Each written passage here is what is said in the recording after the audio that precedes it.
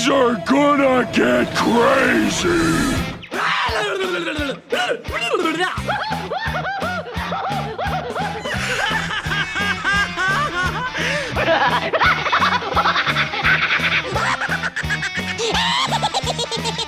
Most everyone's mad here.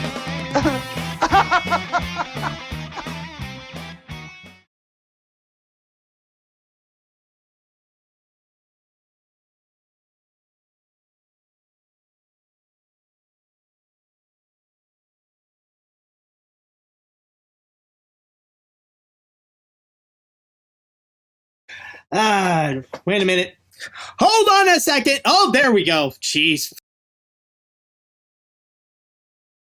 There we go. Finally. Wow. Sorry about that, folks. It's just, yeah, so I don't know what happened. It's just, well, I guess I did the restart just in case to make sure that everything is working out with my computer. You know, don't want to have last week, you know, like, don't want to have like that kind of incident because like, you know what happened last time. Oh my God. Like when I decided to start things off, everything was fine. And then my computer decided to be like, every day I'm buffering. Da, da, da, da. Yeah, I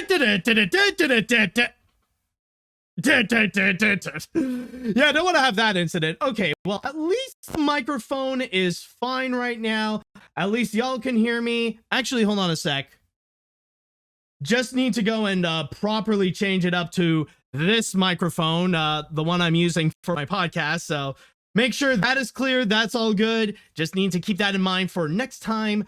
Okay, but anyways, so now everything is all good. Now we could go and officially begin. So now this week, boy, do we have one crazy episode, because this is going to be one where you will be experiencing a lot of mixed emotions, because I got a variety of news in which you will feel so many different things. You will feel happy for some news. You will be shocked by some news, maybe sad by some news, maybe outraged by some news. There's going to be a whole lot that you will be feeling, but still you are in for a wild ride, especially with all the news that has happened last week. Trust me, this is going to be one where I will have a lot to say in this one. So without further ado, I would like to go into the chat wall, and I would like to go and ask you all, how do you feel? Are you ready for today's episode? Do you feel like you're ready? Do you feel like you are prepared? Are you ready to go and begin this one? Let me go in here, folks. Are you ready? Let's see. Oh, yes, I do see people are now prepared. I see people are ready. That's beautiful. That is wonderful. I guess without further ado, we don't need to go and delay. And now we shall go and get things started. And with our first story that we have for today, we are going to go and talk about the beginning of the award season. Yes, recently it has officially begun. And of course, with every award season, they got to go and kick it off with the start of the Golden Globe Awards. Yes, it was the 80th Golden Globe Awards that happened. As you may recall, last year there was no Golden Globe ceremony that occurred because of all the controversy related to the Hollywood Foreign Press Association. But it looks like this year the HFPA is ready to go and make their big comeback and make their warm welcome to all the stars and all the glamour that they would go and offer as the beginning of the award season, to go and really lay out what they consider to be the best of the best in 2022. And so far, it looks like we have gotten a variety of winners, starting off with some of the highlights on television. The two big winners that happened in the television category is Abbott Elementary and White Lotus, where Abbott Elementary managed to win 3 Golden Globes, including Best TV Series in a musical or comedy category. There is also a couple of others for actors and actresses, including Best Actress in a television series that's musical or comedy for Quinta Brunson. And you also got Best Supporting Actor in a TV Series for Tyler James Williams. And as for White Lotus, it managed to win for Best Limited Series, Anthology Series, or Motion Picture Made for Television, as well as getting another one for Best Supporting Actress in a Limited Series, Anthology Series, or Motion Picture Made for Television, given to Jennifer Coolidge. And as for movies, however, the big winner that came out was actually The Banshees of Inisherin, in which not only it managed to win Best Picture for the musical or comedy category, but it also won for Best Screenplay, and it also won for Best Actor in a musical or comedy for Colin Farrell. But also, there was Everything Everywhere All at Once that managed to win 2 Golden Globes, both of which are for the actors that are there, or for some of the actors, including Ke Huy Quan, who won for Best Supporting Actor, and also Michelle Yeoh winning for Best Actress in a musical or comedy. However, I'm sure at this point, some of you are probably more curious to know in regards to the animation winner. Who is the cartoon star that won the Golden Globe this year?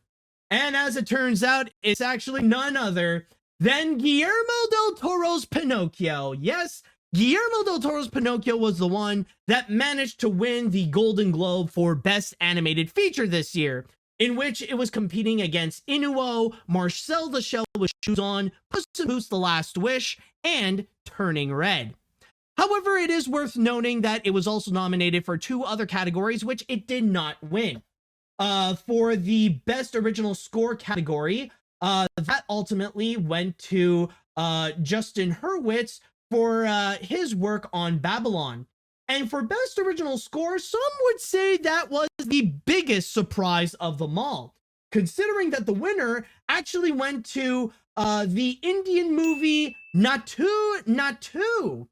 So that was something that was completely unexpected, especially when it was up against some major players, including Rihanna, Taylor Swift, Lady Gaga. But yeah! No, it also, well, yes.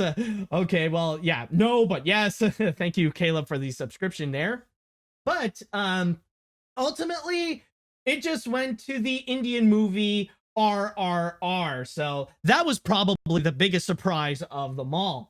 Oh, and there is also one multi-winner I forgot to mention. It slipped my mind, but there was also The Fabelmans, in which that one managed to win for Best Picture in the drama category, as well as winning Best Director for Steven Spielberg. Other winners this year include Austin Butler winning Best Actor in a Drama for his performance as Elvis. There was Cate Blanchett winning Best Actress in a Drama for her performance in Tar. And then there was also Angela Bassett making history as the first ever actor to ever win a Golden Globe for an MCU movie, specifically winning Best Supporting Actress for her performance as Queen Ramonda in Black Panther: Wakanda Forever.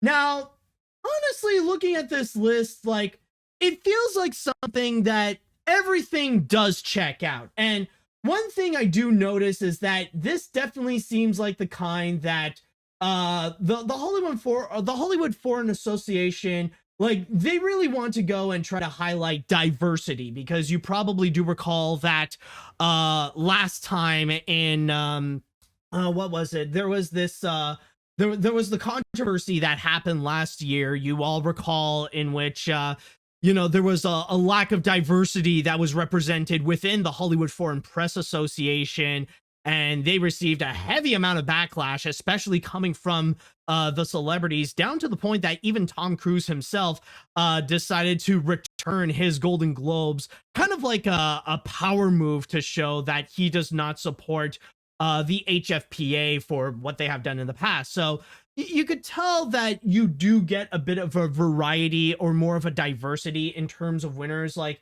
yeah, you do still get some white winners, of course, like with Austin Butler, Cate Blanchett, and Steven Spielberg. But then you will also get some people of color winning some Golden Globes, of course, with Michelle Yeoh, with Ke Huy Quan, and especially with Angela Bassett, and also like the nice surprise with RRR given to MM Kiravani and Chandra Bose. I think that's how you pronounce their names. I could be wrong there. But yeah, like it's obvious that now they want to try to emphasize a little bit more in terms of variety, and it looks like, well, they did deliver. And I mean, this is not to say that this is about diversity over quality or anything like that, because these people did provide some wonderful performances, especially like with Angela Bassett, or even the people in Everything Everywhere All at Once, like Michelle Yeoh or Ke Huy Quan. Like, they all definitely do deserve it, but it's also worth noting that this year, the Golden Globes did put in a bit more importance and a bit more emphasis in terms of the winners for the Golden Globes. And this is not to mention like some of the other moments that happened during the show, or even giving Eddie Murphy the Cecil B. DeMille Award, or even like what happened in like the TV categories, where there's like several people of color that did manage to get a Golden Globe, including those from Abbott Elementary. So there is that is worth mentioning. But of course, the big thing that like for AniMat's crazy cartoon cast that we do have to talk about is in regards to the big animation winner, which is Guillermo del Toro's Pinocchio. And in my opinion, honestly, absolutely, that is a win that is very well deserved. I mean, out of all the animated films that was released last year, I mean, like, I'll say right now that this is a very solid list. I think, I believe that each one of them do deserve to be nominated in their own right. They have done a lot of fantastic work, like especially with Puss in Boots: The Last Wish, Turning Red, Marcel the Shell and Inuo. Like, they're all fantastic in their own right, and they are worth recognizing during award season. But Guillermo del Toro's Pinocchio is the one that really does stand out the most. And then, of course, not to mention the big thing that did occur with that win is the acceptance speech, which is another thing that a lot of people have talked about, especially with Guillermo del Toro's acceptance speech, which I actually do have over here. I have searched around Twitter, specifically on the account of the Golden Globes, and they did actually provide the recording of it. So let's just go and have a little listen to what Guillermo del Toro had to say in his acceptance speech.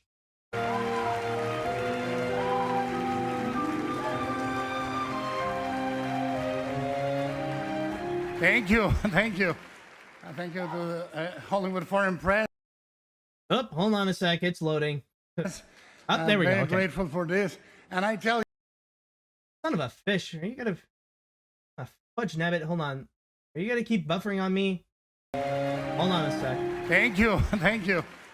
Thank you to the Hollywood Foreign Press. Very grateful for this. And I tell you, I'm happier than for anything else being here with you in person. We're back. Some of us are drunk. What can be better? It's been a great year for cinema. Cinema of all sizes, ambitions, big swings, intimate movies. And therefore, it's been a great year for animation, because animation is cinema. Animation is not a genre for kids, it's a medium. And we want to dedicate it, first of all, to our wives, Jennifer and Kim, who gave us life when we were inanimate objects. And if you see us on the dance floor, we're still inanimate objects. And, but also to our crew and cast of animators. We made this movie with more than 60 units over more than 1,000 days of shoot, and gave a life and beauty and truth to a tale about life, loss, and belonging. We hope you, if you haven't watched it, watch it. It's a movie not for kids, but kids can see it with you if you explain it to them. Thank you very much. See you later. So yeah, that was the acceptance speech, and the big thing that like a lot of people have been talking about is that Guillermo del Toro did go on stage and actually said that animation is cinema. It is not a genre for kids. It is a film medium. So that's one thing that many animation fans feel especially grateful for. Oh, and there is also something that I almost forgot to mention, by the way. Just yesterday, or the day before I am recording this right now, the Critics' Choice Awards happened, and a lot of the same winners did happen, but for Best Animated Feature in there, it was Pinocchio as well. And also, Guillermo del Toro's acceptance speech is more or less the same thing. Like, he did repeat the same speech in regards to animation is cinema. So he also did the same thing. And I got a feeling this will not be the last time that we will be hearing that. So that's also, yes. Thank you, Reckon Silence. Yeah, that definitely, glad you agree with me there. So there is that. So honestly, that is an aspect that really is worth mentioning, and that, well, if Guillermo del Toro keeps on winning for Best Animated Feature, I think we'll be hearing more and more of those speeches, including the Oscars. That I can guarantee you there. Oh, dang. Thank you so much, Paleo, for the subscription. Nice. Oh, it's actually a gift here. Oh, okay, well, that's very nice. Oh, and there's a hype train that might happen soon, so just keep your eyes out for that. But anyhow, there's also something that I do want to mention quickly, and that is in regards to the show itself. Now, I've already stated before that I don't really care much about the show itself that usually happens in the Golden Globes. You know, for me, it really is just meh. But also at the same time, even if I wanted to go and watch it, I wasn't able to anyways, considering that I was actually out hanging with friends. So I was mostly with them. I was busy and I just didn't really care. So there's not a whole lot that I could go and actually comment about the show itself, considering that, well, I haven't really seen it. But from what I have heard, it really is just like ordinary. Nothing spectacular really happened, you know. It was like by the numbers. It went, you know, it all went according to plan. So there wasn't anything too spectacular that really did happen or that it was worth mentioning. However, with that said, there actually are a couple of acceptance speeches and a couple of little moments that were significant highlights during this year's Golden Globes. And I actually do have them over here. Like, first of all, there was Eddie Murphy, in which he accepted his Cecil B. DeMille Award, like I said before. And he had a very funny conclusion. Well, part inspiring, but also part funny. You'll see what I mean. And hopefully this one won't buffer either. And like I said, I've been doing this for a long time, so I could literally stand up here and keep saying thank you till they play the piano. But I'm gonna wrap it up and just say something to all the new up-and-coming dreamers and artists that are in the room tonight. I want to let you know that there is a definitive blueprint that you can follow to achieve success, prosperity, longevity, and peace of mind. It's a blueprint. And I followed it my whole career. It's very simple. There's three things you do. Just do these three things. Pay your taxes. Mind your business. And keep Will Smith's wife's name mouth.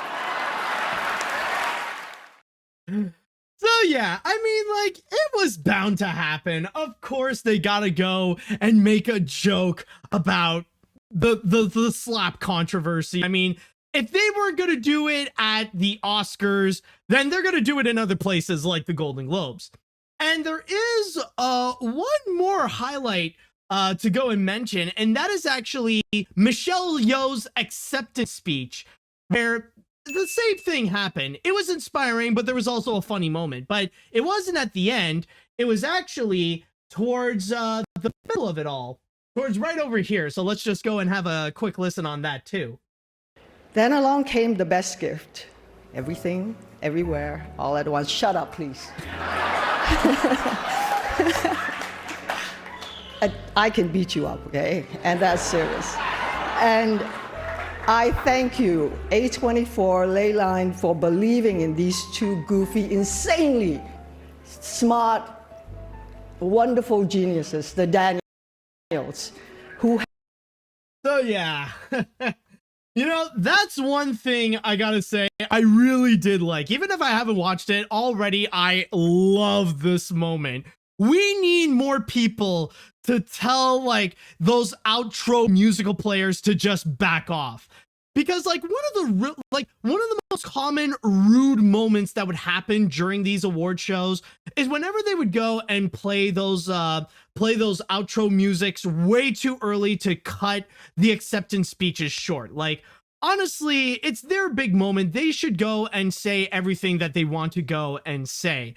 And in the case of like what Michelle Yeoh did, like, honestly, I want to see more people do that. Like, and not just for not just for like big categories like for best actress or for best director or for best picture or whatever, but even like for people who are in like best visual effects or for best animation. I want to see those people to tell those outro musicians to just back off, to just shut up. That, I gotta say, is actually a wonderful moment right there. But yes, overall though, I gotta say that at least in terms of the animation category with Guillermo del Toro's Pinocchio, I am definitely happy with the results. I am glad that movie managed to win. I think it definitely does deserve Best Animated Feature, not just for the Golden Globes, but for many, many more. And I want to congratulate the animation team of Pinocchio, to Guillermo del Toro, to Mark Gustafson, and the rest of the people who did work on Guillermo del Toro's Pinocchio. Congratulations on your effort, and it is well deserved that you would be celebrated and be rewarded with trophies. And also congratulations to the rest of the winners, and congratulations to the rest of the nominations, or the nominees, I mean. All right, now with that said, I would like to go into the chat wall, and I want to ask you all, how do you feel about all the results of the Golden Globe Awards? Are you all happy with the results, especially with Guillermo del Toro's Pinocchio winning Best Animated Feature? Are there some that you feel like there might be some snubs? Are there some that you would want to see switched? Or are there other categories that you're really happy about? Let me know what you all think. All right, so let's see what we got. Personally, I'm really happy with the winners. Pinocchio, despite being the predictable winner, did deserve it, and since it also won Critics' Choice Awards recently, it's definitely going to be a contender. And another one that stood out for me was Angela Bassett winning Best Supporting Actress for Black Panther: Wakanda Forever, which she definitely deserved because of her powerful performance in that film. Oh yeah, I mean, there's no denying that in that one, she gave it her all, so... yeah, I think that is another one that is like very well deserved. Let's see now. Pinocchio was undeniably last year's best movie with an emotional script and some of the best voice acting put to film, so I'm not surprised that it won. As for the other wins, I'm really glad Ke Huy Quan won. Angela Bassett winning was a massive shock, and honestly, I loved Lift Me Up, but yeah, nothing could beat Naatu Naatu. Hell, at the Oscars, that's how they should decide the winner. Have them do the dance they do in the movie. The last dancer standing wins the Oscar. Oh yeah, like if I actually saw some clips. Like, I didn't listen to the full song, but I did see some clips of Naatu Naatu. And oh man, I'm gonna tell ya, like, if that gets nominated at the Oscars and they're gonna actually play like have like a special musical moment of Naatu Naatu, it's gonna be freaking spectacular. Like those dances are gonna be absolutely epic, and it will like be a standout moment. Like, I want to see that recreated live. Like, oh man, that's gotta be crazy. Like, I know that it seems like the weird, you know, like the weird choice compared to all of the other mainstream singers and stuff like that. But trust me, take a listen to Naatu Naatu and watch it with the clip from the movie, and you'll see that, yeah, it's gonna be a tough competitor there. Let's see now. I'm glad Pinocchio won, even though I preferred Turning Red. Pinocchio was a good movie and it deserved to win.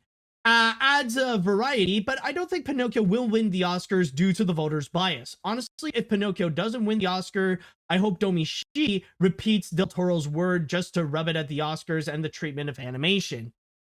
Oh boy, I don't know, man. Like, it could be a possibility. And I feel like with Turning Red, yeah, like considering like how the Oscars would often be biased with their votes, it would not be that surprising if they would choose Turning Red over Guillermo del Toro's Pinocchio. But you know, you do bring up a good point.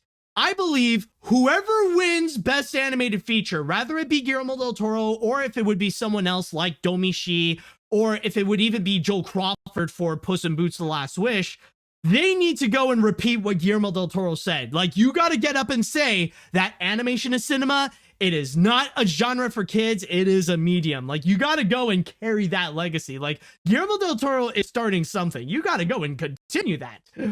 Let's see.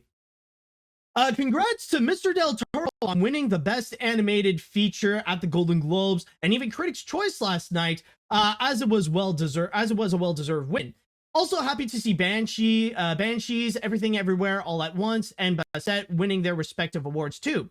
Disappointed that Better Call Saul didn't win at Globes, but happy that it won at Critics' Choice given how it was overlooked in award shows, including the Emmys, which hasn't won anything over there yet from 46 nominations. Also, rest in peace, Elvis's daughter after passing away. Yeah, I did forgot to mention, yeah.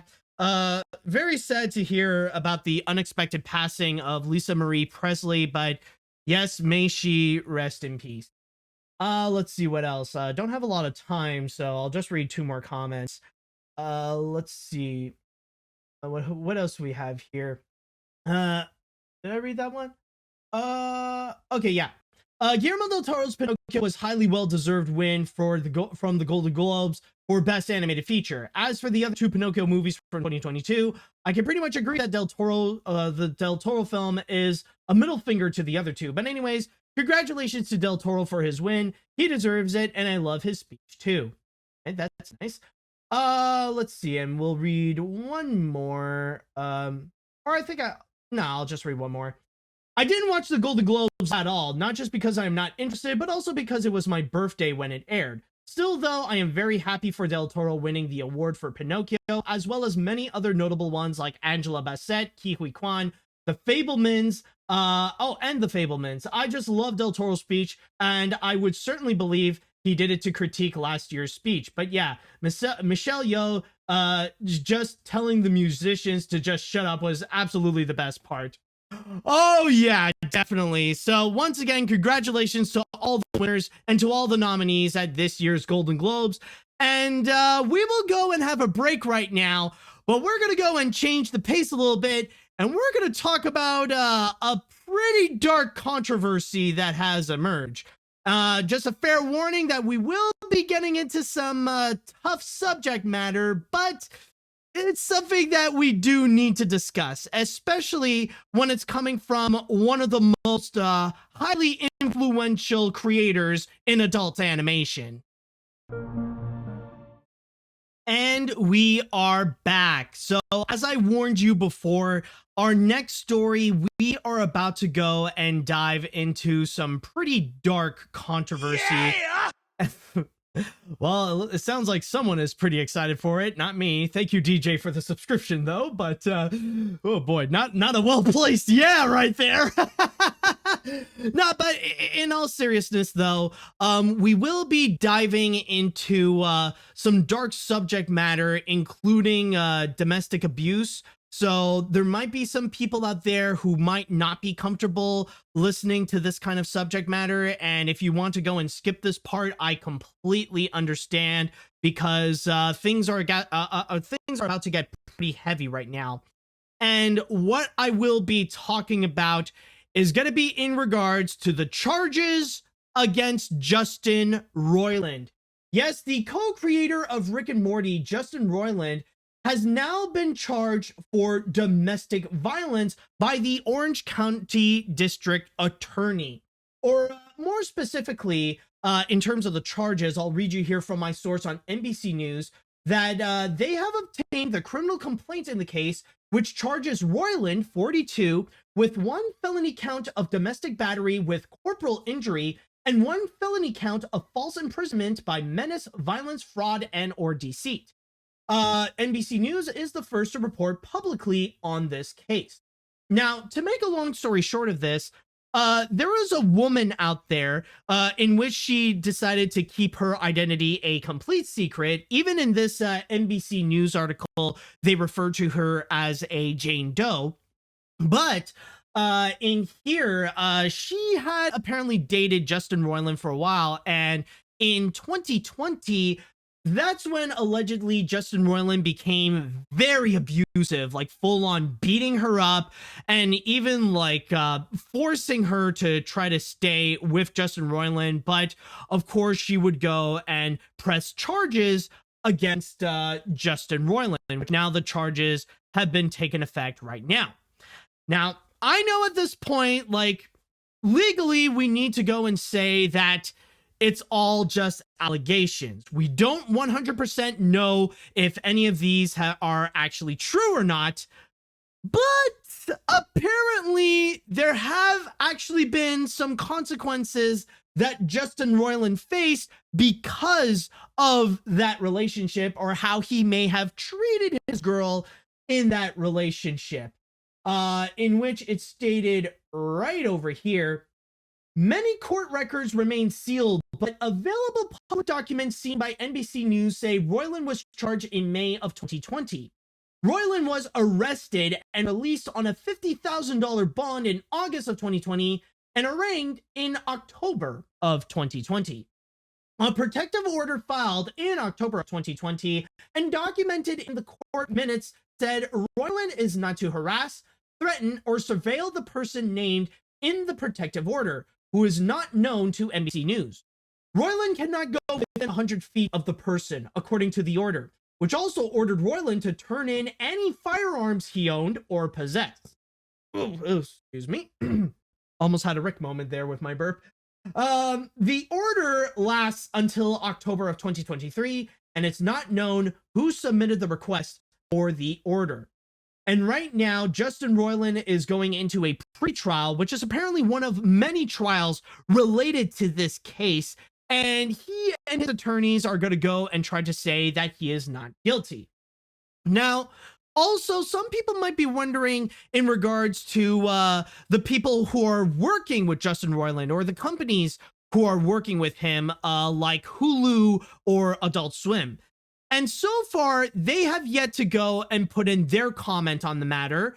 However, reporters went to go and ask Rick and Morty themselves in regards to the entire situation. And here is what they have to say on the matter.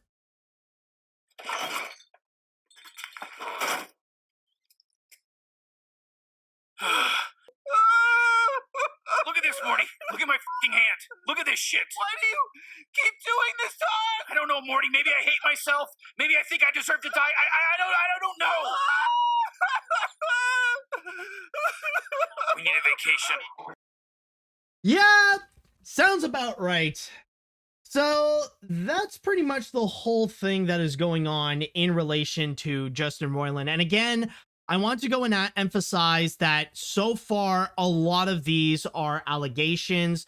There's nothing 100% that we can say or to fully judge if Justin Roiland is an abuser or if he's actually innocent.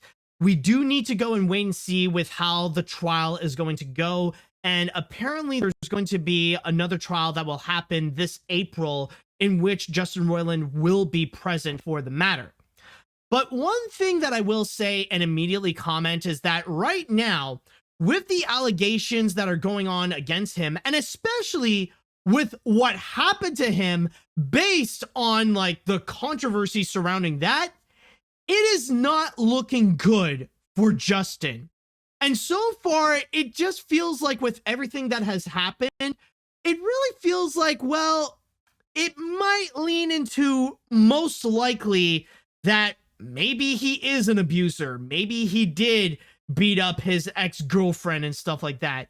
And the thing that makes me feel extremely concerned is not necessarily the allegations themselves. I mean, yeah, they are bad, but we do need to wait and see if they actually did happen. But it's actually the charges and like the punishment that Justin Roiland that he got. The fact that he was actually arrested and that he was released on a $50,000 bond. The fact that he got a restraining order and that he had to get his firearms taken away from him for like a few years.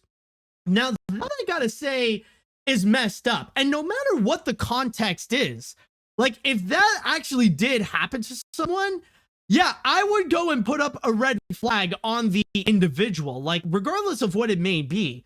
The fact that like a restraining order, the fact that Justin Roiland got a legitimate criminal record from all this, it's extremely concerning. And yeah, I honestly, at this point, I feel like more and more, considering that this controversy just got public right now, like things, I think it's safe to say that 2023 is not looking good for Justin Roiland. It's not going to be a good year for him, especially with this horrible start that really, no matter what, is really going to go and put a scar to his career and put a scar to his reputation. In fact, maybe for his career, like it can be put to an immediate halt, or right now it might be at a standstill until we know more answers, like what's going to be happening, because I think it is safe to say with this controversy happening, he's no longer the admirable figure that he used to be. And I think that's the part that's like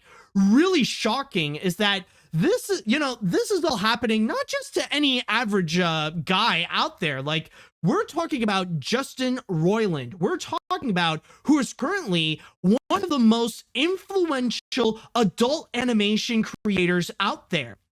In fact, I would even go as far and say that Justin Roiland has pretty much built himself to be the next Seth MacFarlane, where not only is he known for creating one of the most popular adult animated series in recent years, but he is also the star of that show. The fact that he is Rick and Morty. He didn't just create them, he is also the voice of them. And from there, he created this entire legacy based on that. And not to mention that he would go on to create other successful shows. Like he would jump to Hulu and then he would create another major hit for them with Solar Opposites. Now, say what you will about the popularity of Solar Opposites, but it is still a big hit in itself. But then you look at Rick and Morty, and that one is currently one of, if not the biggest Adult Swim show that's currently on the air, and undeniably one of the biggest shows that Adult Swim has ever had. Like, this is a major phenomenon that we are talking about.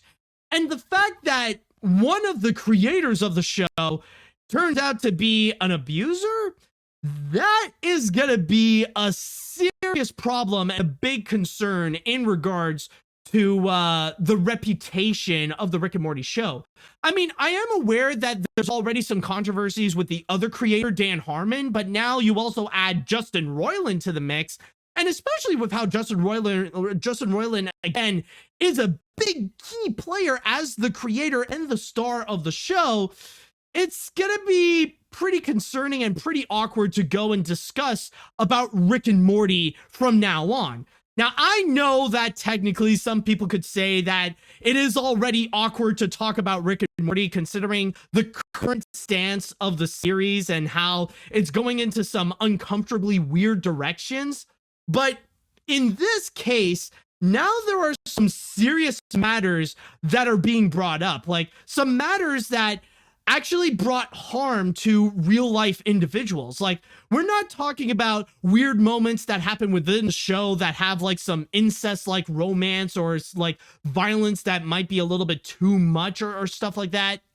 We're talking about a controversy that has some real world consequences and that actual people did get hurt in the matter. So honestly, in this position, there needs to be some, like, I feel like right now those shows need to have some kind of backup plan in case the worst case scenario happens, because like I said before, even though a lot of what is being thrown towards Justin Roiland, like, it is a little bit iffy. Like, right now, we don't know the true answers, and legally, they have to be considered allegations. But again, considering the factual consequences that Justin Roiland faced and the criminal record that he has, it is a little bit concerning, and it does add a lot of credibility to those allegations, which ultimately leads to the big question to the shows themselves. What is going to happen to Rick and Morty and Solar Opposites? And not to mention the other shows that Justin Roiland has influenced or that he helped bring to life, like just recently with Koala Man, that he teamed up with Michael Cusack in order to go and bring to life. What will happen to those shows?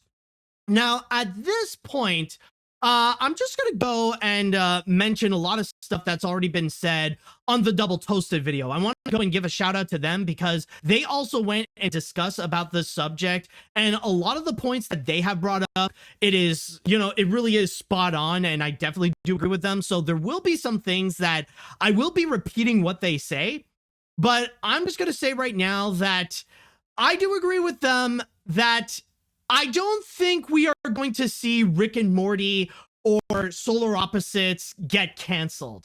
I don't think it's going to be the case that if it turns out that Justin Roiland is guilty and that he would be arrested and he turns out to be like this domestic abusing criminal and stuff like that, I don't think it really is going to be that big of a deal where Adult Swim is going to cancel Rick and Morty, or that Hulu is going to go and cancel Solar Opposites altogether.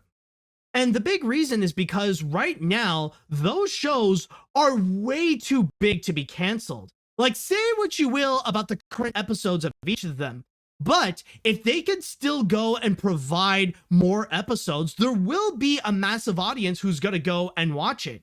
And despite the fact that maybe there's a chance that Justin Roiland might turn out to be an abuser, that's actually not going to stop people from actually watching more episodes of Rick and Morty. Because at this point, if they are still watching Rick and Morty, then they're not really going to go and stop. Rick and Morty fans right now, they're pretty much like Harry Potter fans. Like, just because the creator is this violent monster, that doesn't necessarily mean that those fans are going to stop supporting the franchise. They're not going to stop consuming like whatever they're going to go and bring out, mainly because they just love the show too much. Like, and it goes without saying that I'm not saying at all that if you still watch Rick and Morty, then you are a bad person, just like Justin Roiland, and you reflect the same values as him. No, that is not true at all. Okay, like, the thing is, there are going to be those people who will go and separate the art from the artist because their love for something like Rick and Morty is way too strong, and they're going to have to go and really separate the art from the artist. And the reason why I do want to go and bring this up and why I feel like is very unlikely that we're going to see those shows canceled is because right now, even though these reports have come out and that they are very serious, we're not hearing anything from Adult Swim or Hulu. They're not really saying anything as of yet in regards to if they're going to cancel the show, if they're going to take action on it. Like, right now, they are also taking a wait and see situation. But if the worst case scenario does happen, what I believe will be happening is that they're going to let those shows continue, but they are going to recast Justin Roiland. He's no longer going to be associated with those shows, and whoever he's going to voice, well, they're going to go and find another person to go and replace. And honestly, at this point, that's something that is surprisingly easy to do. Considering the major popularity of Rick and Morty have actually become those cartoon characters that you'll find many people on the internet that they would go impersonate. Like, go find an impersonator on the internet And there's a very good chance that they will have their own interpretation of Rick and Morty. Like you'll have like people put on those impression videos, and then suddenly you'll hear them go, Morty, whatever you do, don't go to NBC News. Whatever you do, don't listen to the news right now. You'll be perfectly fine. Just play your games and we'll be all good.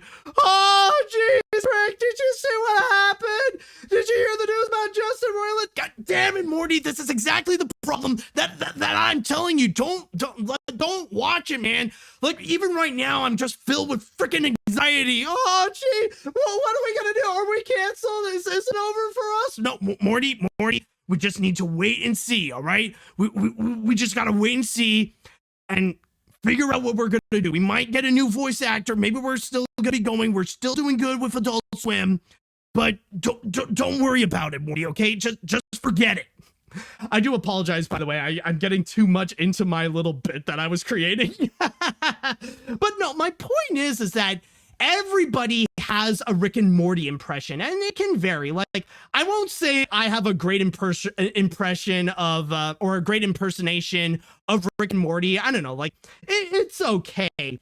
But there are people on the internet who can do a phenomenal impression of Rick and Morty, so much so that, like, it is indistinguishable from what you hear on TV.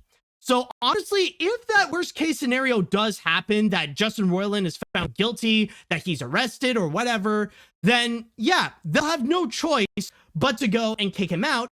And he'll be pretty easy to replace. They'll just go and audition for a new Rick and Morty or for other characters that Justin Roiland has voiced, and they'll be fine from there.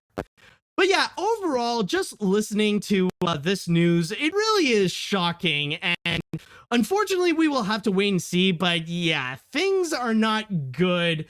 Or at least things are not looking good for Justin Roiland. And I feel like for now, until we get more answers, I'm just going to go and play it safe. And I'll just keep my distance from Justin Roiland. Now, again, this is not a call to go and attack any Rick and Morty fans or Solar Opposite fans or anything like that. You know, like you do have to go and separate the art from the artist. And, you know, like this isn't the time to go and like shame them because they like something that was made by an abuser or whatever. But honestly, like, yeah, Rick and Morty, like, yeah, we can leave Rick and Morty and Solar Opposites alone. But in terms of Justin Roiland, yeah, like I said, it's just really not looking good for him. All right, now with that said and done, I would like to go into the chat wall and I want to ask you all, how do you feel about this entire controversy going? And especially if you are a Rick and Morty fan, I would like to know your opinion on this. Like, how do you feel especially? All right, let's see. I don't think anything will happen to Rick and Morty. Rick and Morty is an Adult Swim show. Adult Swim is on Cartoon Network, and Cartoon Network is owned by Warner Brothers Discovery. WBD is WBD, and so they need to hold on to whoever successful franchise they have right now. Justin Roiland will probably be easier to dump than Ezra Miller, but Roiland could still get royalties and money from the show being aired, so it's still not easy to distance him through firing. I mean, it depends. Like, it depends on, like, what they would go and do, because if they're going to kick him out, then they want to ensure that they really do kick him out. Like even like if it's through like royalties, and in this day and age, like if something like getting royalties and stuff like that is still given to someone like Justin Roiland, if the worst case scenario happens, then we would immediately know, and it would cause more backlash onto Rick and Morty and onto Adult Swim and onto WBD. So honestly, if that does occur, then they need to figure out a plan to like fully separate themselves from Justin Roiland, especially like if this is a charge that it would end up getting him in jail, then chances are I can't really see WBD still giving royalties to that guy for Rick and Morty. I'm just saying. All right, let's see, what do we got here? This is a very, oh, geez, Rick moment. I always saw Justin Roiland as an icon in animation when it comes to his voice acting roles and other adult animated projects. But hearing this news that Justin Roiland might possibly be a violent criminal is pretty messed up. I really hope this isn't the worst case scenario. Exactly. We just need to wait and see on that. I feel distraught that Justin Roiland has been exposed to the claims that he is an abuser. I mean, I love Rick and Morty and Solar Opposites and how crazy and funny they were. Maybe this could end up being like Depp and her situation where Roiland is innocent, but I highly doubt it. I wonder if they might recast him in future seasons, or they will keep him on board regardless of the situation. By the way, that impression was not all that bad. Oh, thank you. I didn't necessarily train to impersonate Rick and Morty, but I mean, I just do what I do, you know. Anyways, it's weird. The more I read into this controversy, the deeper this rabbit hole gets.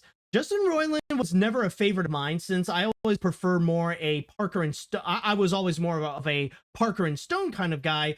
But still, this is absolutely disgusting, and the more I look it up, the worse it gets. I won't go into detail because I have a finite number of characters, but all I could say is, did that Space Jam cameo really help save his reputation? Did it really? Oh God, yeah, that is true though.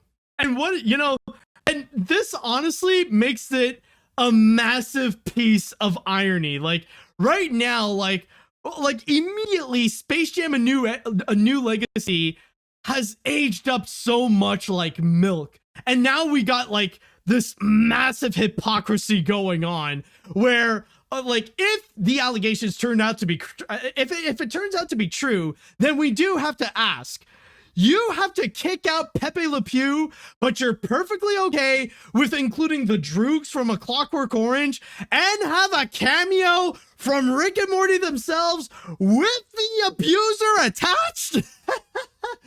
Oh my God, yeah, like, it's gonna, like, trust me, like, we're gonna, like, we would rewatch Space Jam: A New Legacy nowadays, and just looking at it, it's just gonna get worse and worse and worse. It's just like, boy, I'm just saying, let's just hope nothing gets revealed in regards to LeBron James, because otherwise, oh boy, yeah, we're gonna see Space Jam: A New Legacy get locked up deep in that hole where you would find Song of the South.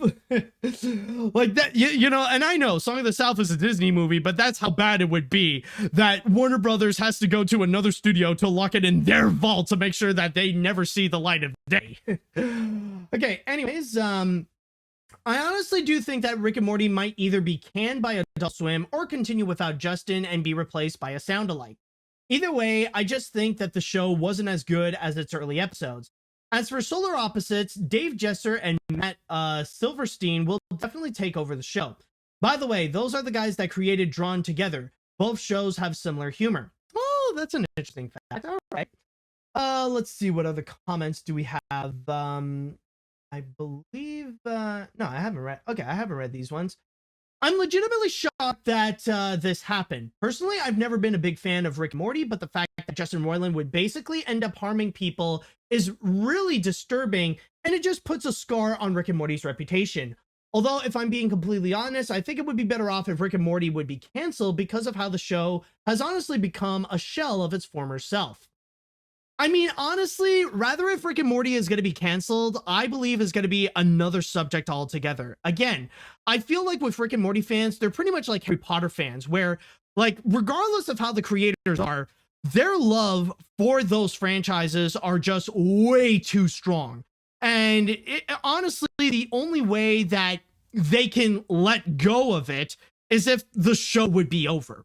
I think, honestly, it's not like, I think the fate of Rick and Morty is not going to be dependent on the controversy of Justin Roiland, but rather how the ratings are going to be.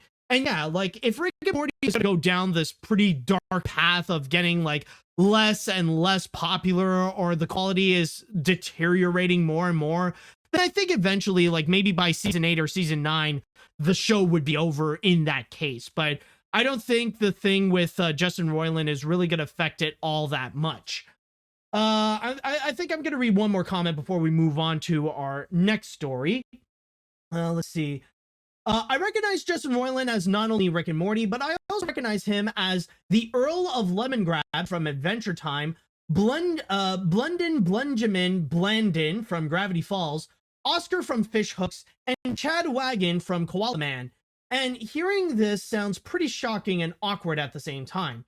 Even though I'm a casual Rick and Morty fan, that doesn't mean I'm going to stop watching the show because it's so good. We'll just have to wait and see with how things are for Justin Roiland in the future. Exactly. Like right now, Rick and Morty fans will need to learn to separate the art from the artist. That's what they are going to do in order to keep consuming their love for Rick and Morty. All right, now I know that this was a pretty heavy subject, but for our next story, after our break, we are really going to go and lighten things up, and I'm going to give you a little reminder of what you might be doing during the summer. All right, now moving on to our next story. We got a pretty surprising news, something that many people have probably not expect. And what a coincidence, actually, considering we've entered upon 2023, it is the 15th anniversary of a fan favorite show. And what better way to go and celebrate its 15th anniversary than to have an announcement that it's coming back? Yes, Disney has signed a brand new deal with Dan Povenmire to not only go and create a season 2 of his series Hamster and Gretel, but to also go and make a revival of Phineas and Ferb. And this isn't just some quick little revival, like they're not going to do some Disney Plus movie or they're just going to go and do like little specials and stuff like that. No. This is a legitimate revival where they have already ordered 2 seasons that consists of 40 episodes in total. Now, the only drawback that I do want to go and mention from all this is that even though Dan Povenmire is going to be coming back to the show, where he's going to go and not only will he go and help create the series, but of course he is going to go and provide the voice of Dr. Doofenshmirtz. I believe that's his name. I could be wrong, but worst case scenario, you all can go and correct me on that. Even though yes, he is going to be coming back, sadly we don't have any word in regards to Dan Swampy Marsh or actually hold on a sec, or maybe we do actually. Hold on a sec. Just want to go and quickly read here from my source on Variety, where it actually states, according to an individual with the knowledge in the situation, talks are underway for executive producer Jeff Swampy Marsh to return for the new episodes. Okay, so yeah, we are going to get all the creators. Like, we got Dan, and we could be getting Swampy back too. Okay, never mind then. Okay, great. But anyways, we do have some quotes that I would like to read you here. The first one coming from A.O. Davis, the president of Disney Branded Television, discussing about the deal in which Davis states, Dan is renowned for his ability to create universally beloved stories and characters with both heart and humor. We couldn't be happier to continue our collaboration with him and bring back the iconic Phineas and Ferb in a big way. We also got 2 more comments here. First one coming from Dan Povenmire himself, in which he stated, "It has been the greatest pleasure of my career to see how an entire generation of kids and parents have embraced the characters and the humor of Phineas and Ferb. I'm eagerly looking forward to diving back into the show for them and for a whole new generation." And we also got one more comment coming from Meredith Roberts, the executive vice president of animation at Disney Branded Television, in which she states, Dan is a true mastermind, and his brilliant brand of storytelling has always been infused with a kind spirit and optimistic sense of humor, which continues to strike a perfect chord with audiences the world over. On behalf of everyone at Disney Television Animation, we're so pleased to continue our association with Dan and his inspiring creative team, visionary producers, writers, animators, song composers, and directors who have entertained and connected with generations of viewers. So that's pretty much the big thing that we got right now, that Phineas and Ferb is coming back. Now, we don't necessarily have a confirmation as of yet to when Phineas and Ferb is coming back. But according to Dan Povenmire, the deal has been signed, and right now he will be at work on those episodes. So chances are maybe we won't be seeing Phineas and Ferb's comeback until maybe 2024 at the earliest, or maybe even in 2025. But either way, we know that Dan Povenmire is going to be busy with both Hamster and Gretel and Phineas and Ferb.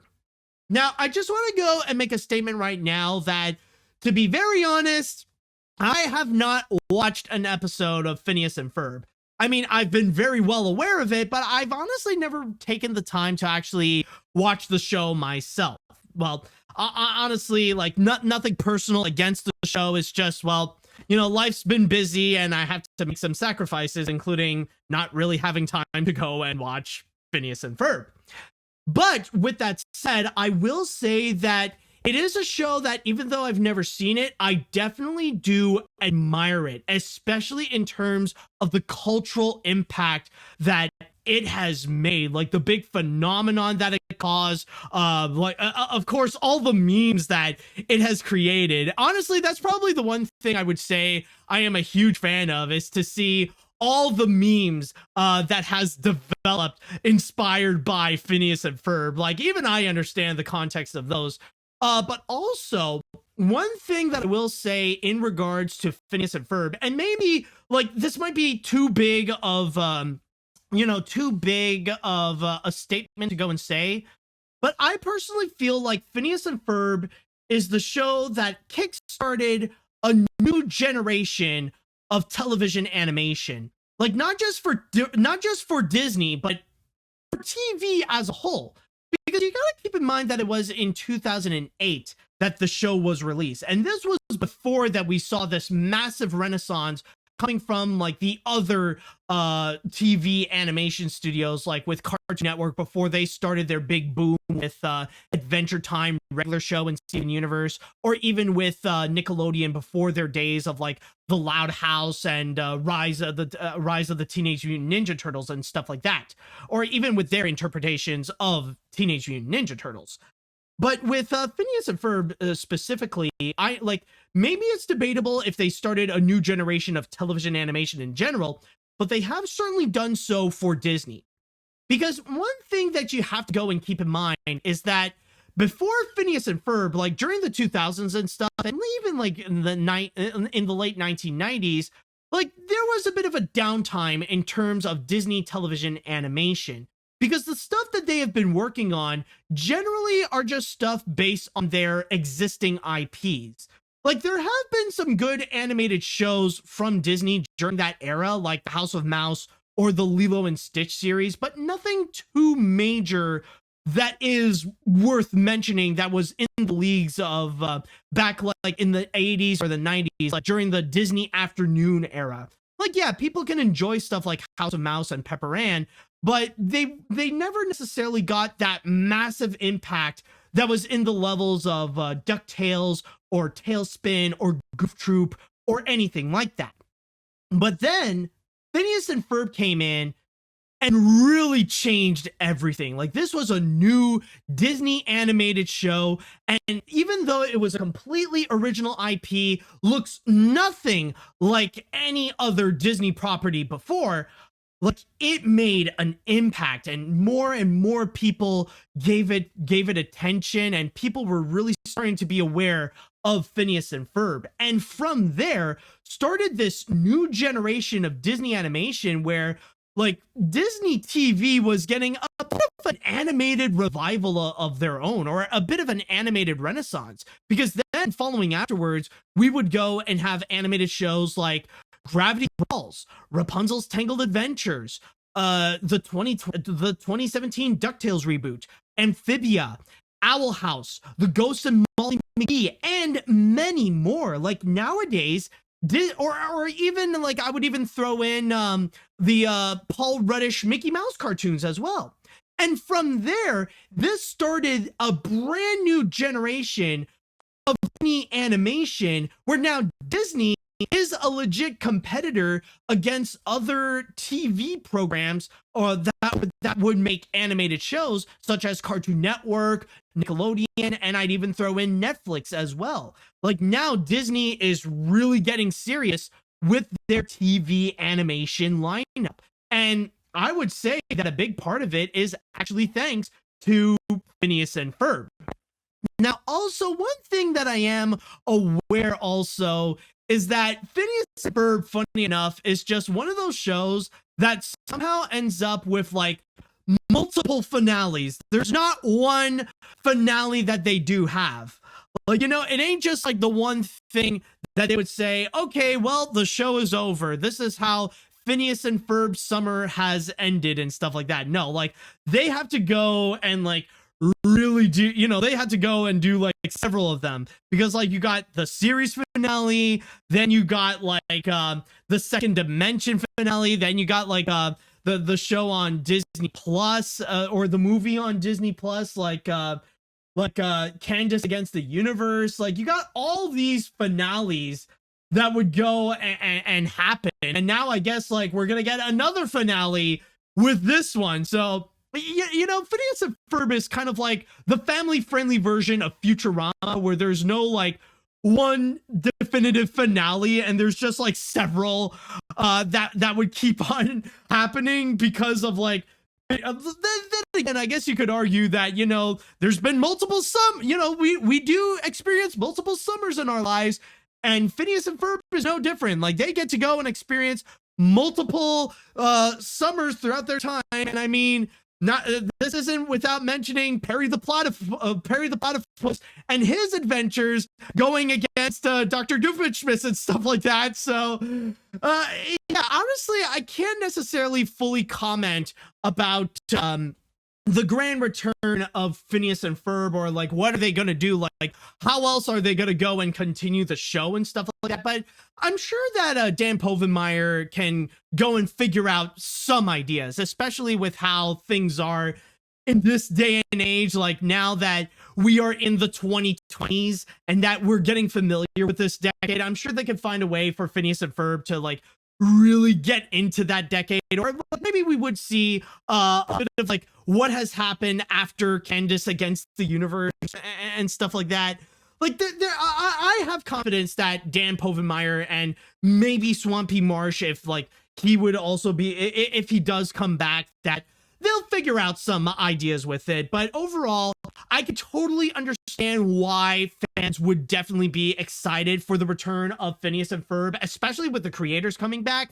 It is a pretty exciting moment. And I know like nowadays, like the subject of reboots and revivals are pretty iffy, but it's always a nice reassurance when you hear the original creators are going to be coming back. So we'll wait and see with how things are going to be going with the comeback of Phineas and Ferb, but we do now know that Phineas and Ferb are coming back. So, with all that said, though, I would like to go into the chat wall, and I want to ask you all, how do you feel about Phineas and Ferb's return? And I especially want to know, coming from fans of Phineas and Ferb, if you are excited to see the return of the delinquent duo. Let me know what you all think on this. Let's see. Here's a little bit of a quote thing going on. Hey Ferb, I know what we're going to do today. Why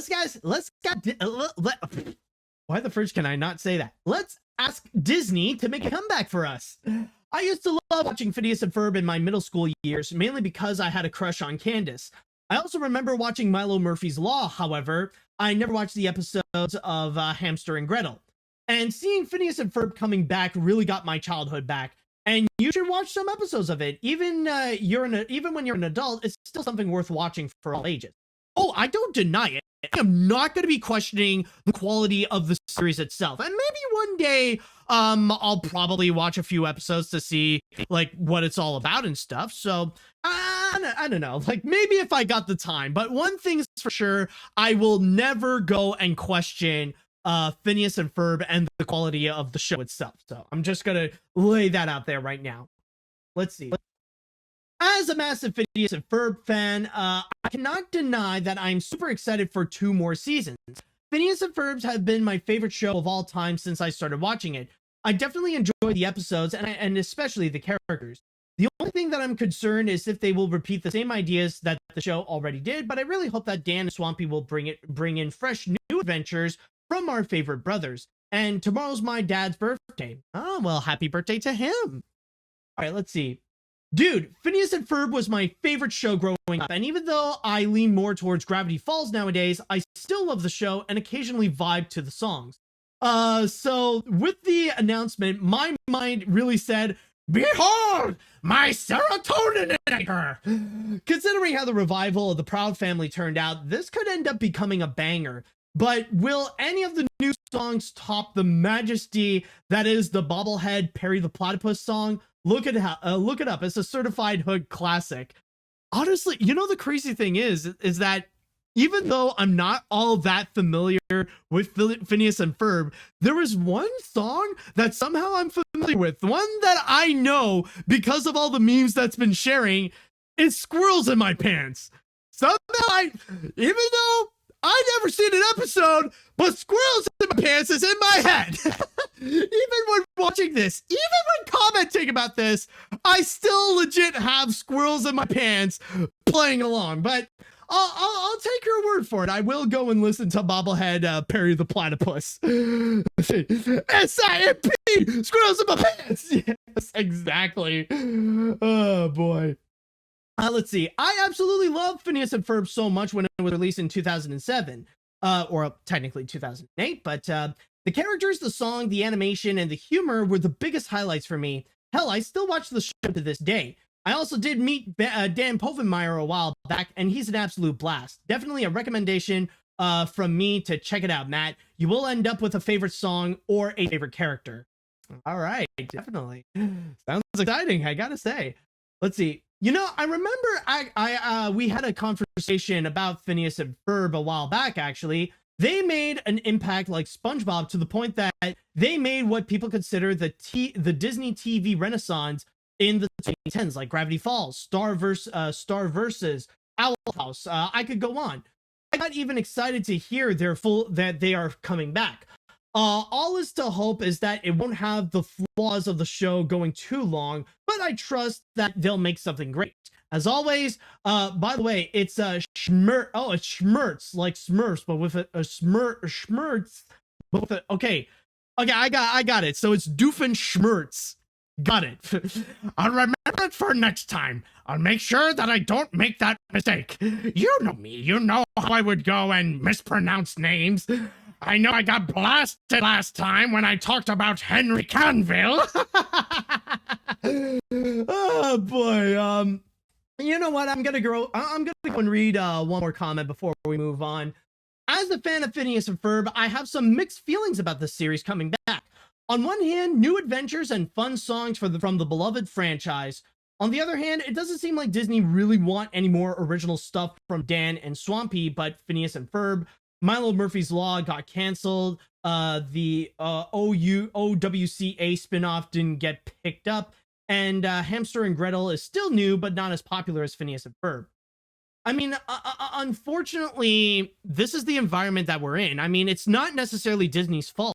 That's just the current TV environment where the only thing that they really care about is just reboots and revivals. That's what studios really want. I mean, a sad example is actually Craig McCracken. Like after after his show with Netflix, Kid Cosmic, he would try to go and pitch different ideas to different companies, but they don't really care. And when he went to Warner Brothers, he tried pitching ideas, but the only thing that they really cared about was just a revival of the Powerpuff Girls and Foster's Home for Imaginary Friends.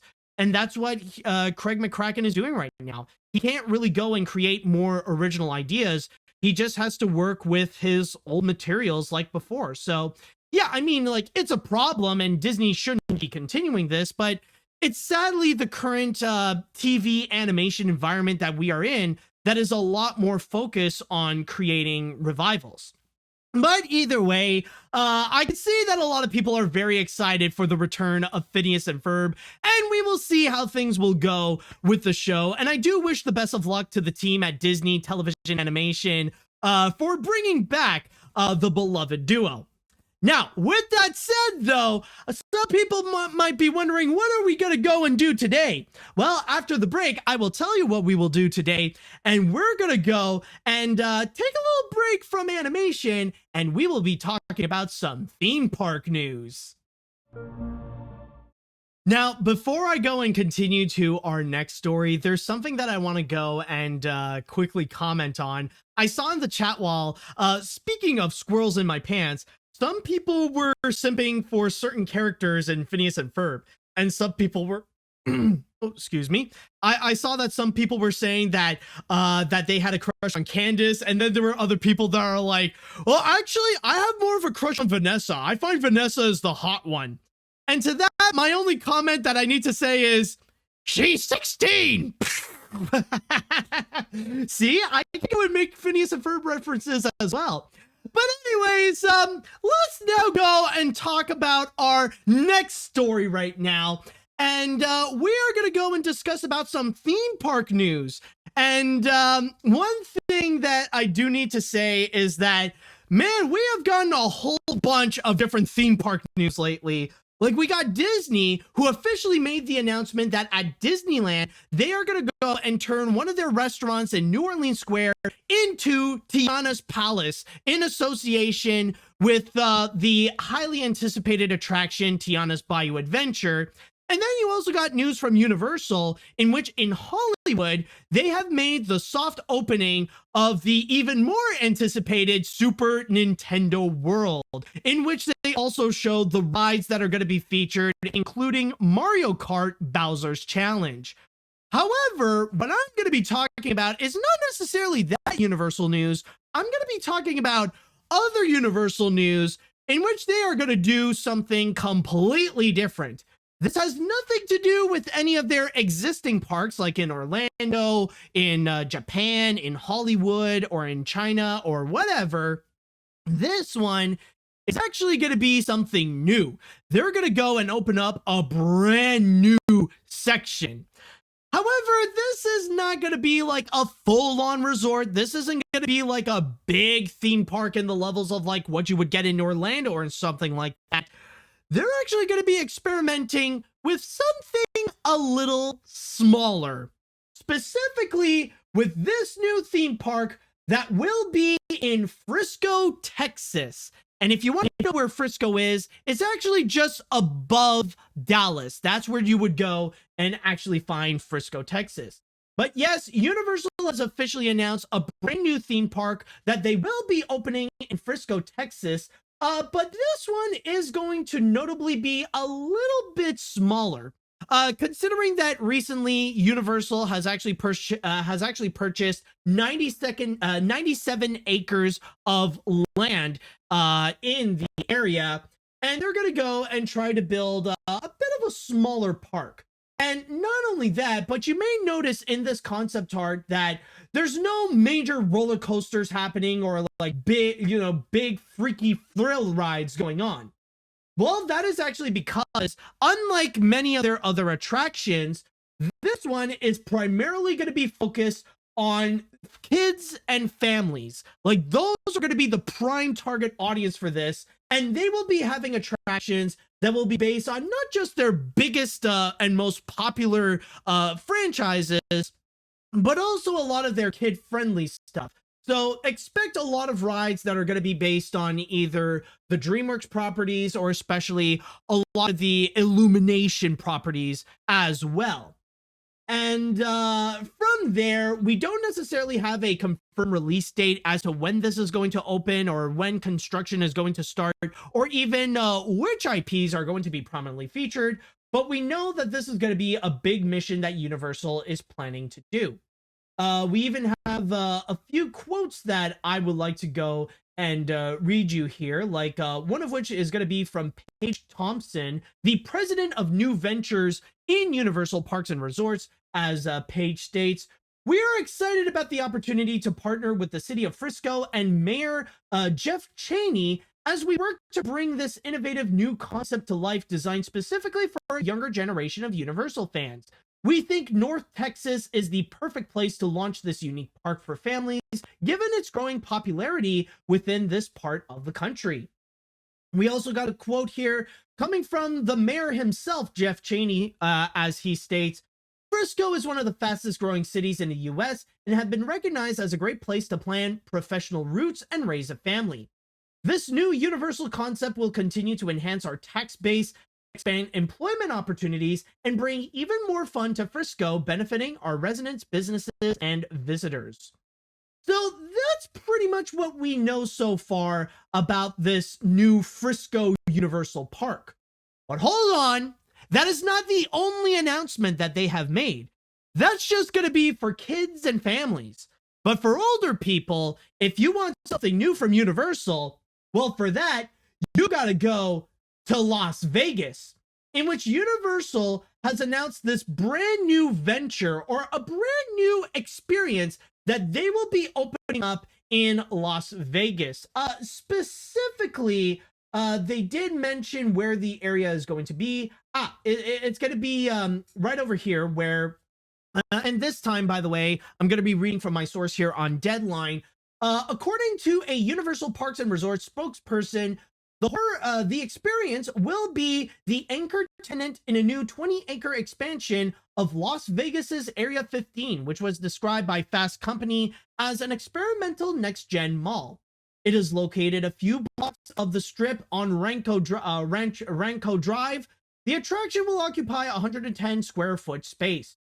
And also for this one, what they are going to do is that they are going to be making a horror themed experience, one that will be lasting all year long. And with this one specifically, they are actually going to go and have it be based on their highly popular Halloween Horror Nights event. In fact, if you do look at the concept art over here of the building itself, like you see the ominous, like cracked up, like abandoned warehouse looking environment. And some people have already pointed out that apparently there are going to be some fan favorite characters that are going to be featured. Now, they've already promised a lot of like classic horror icons that will be there, but even some of the original Halloween Horror Night characters might make an appearance. And even in this concept art over here, like you'll see like some dude with a cane and some weird hair. And a lot of people have already pointed out that this is actually one of the main characters of Halloween Horror Nights, Jack the Clown, who could pretty much be best described as a horror version of the Joker.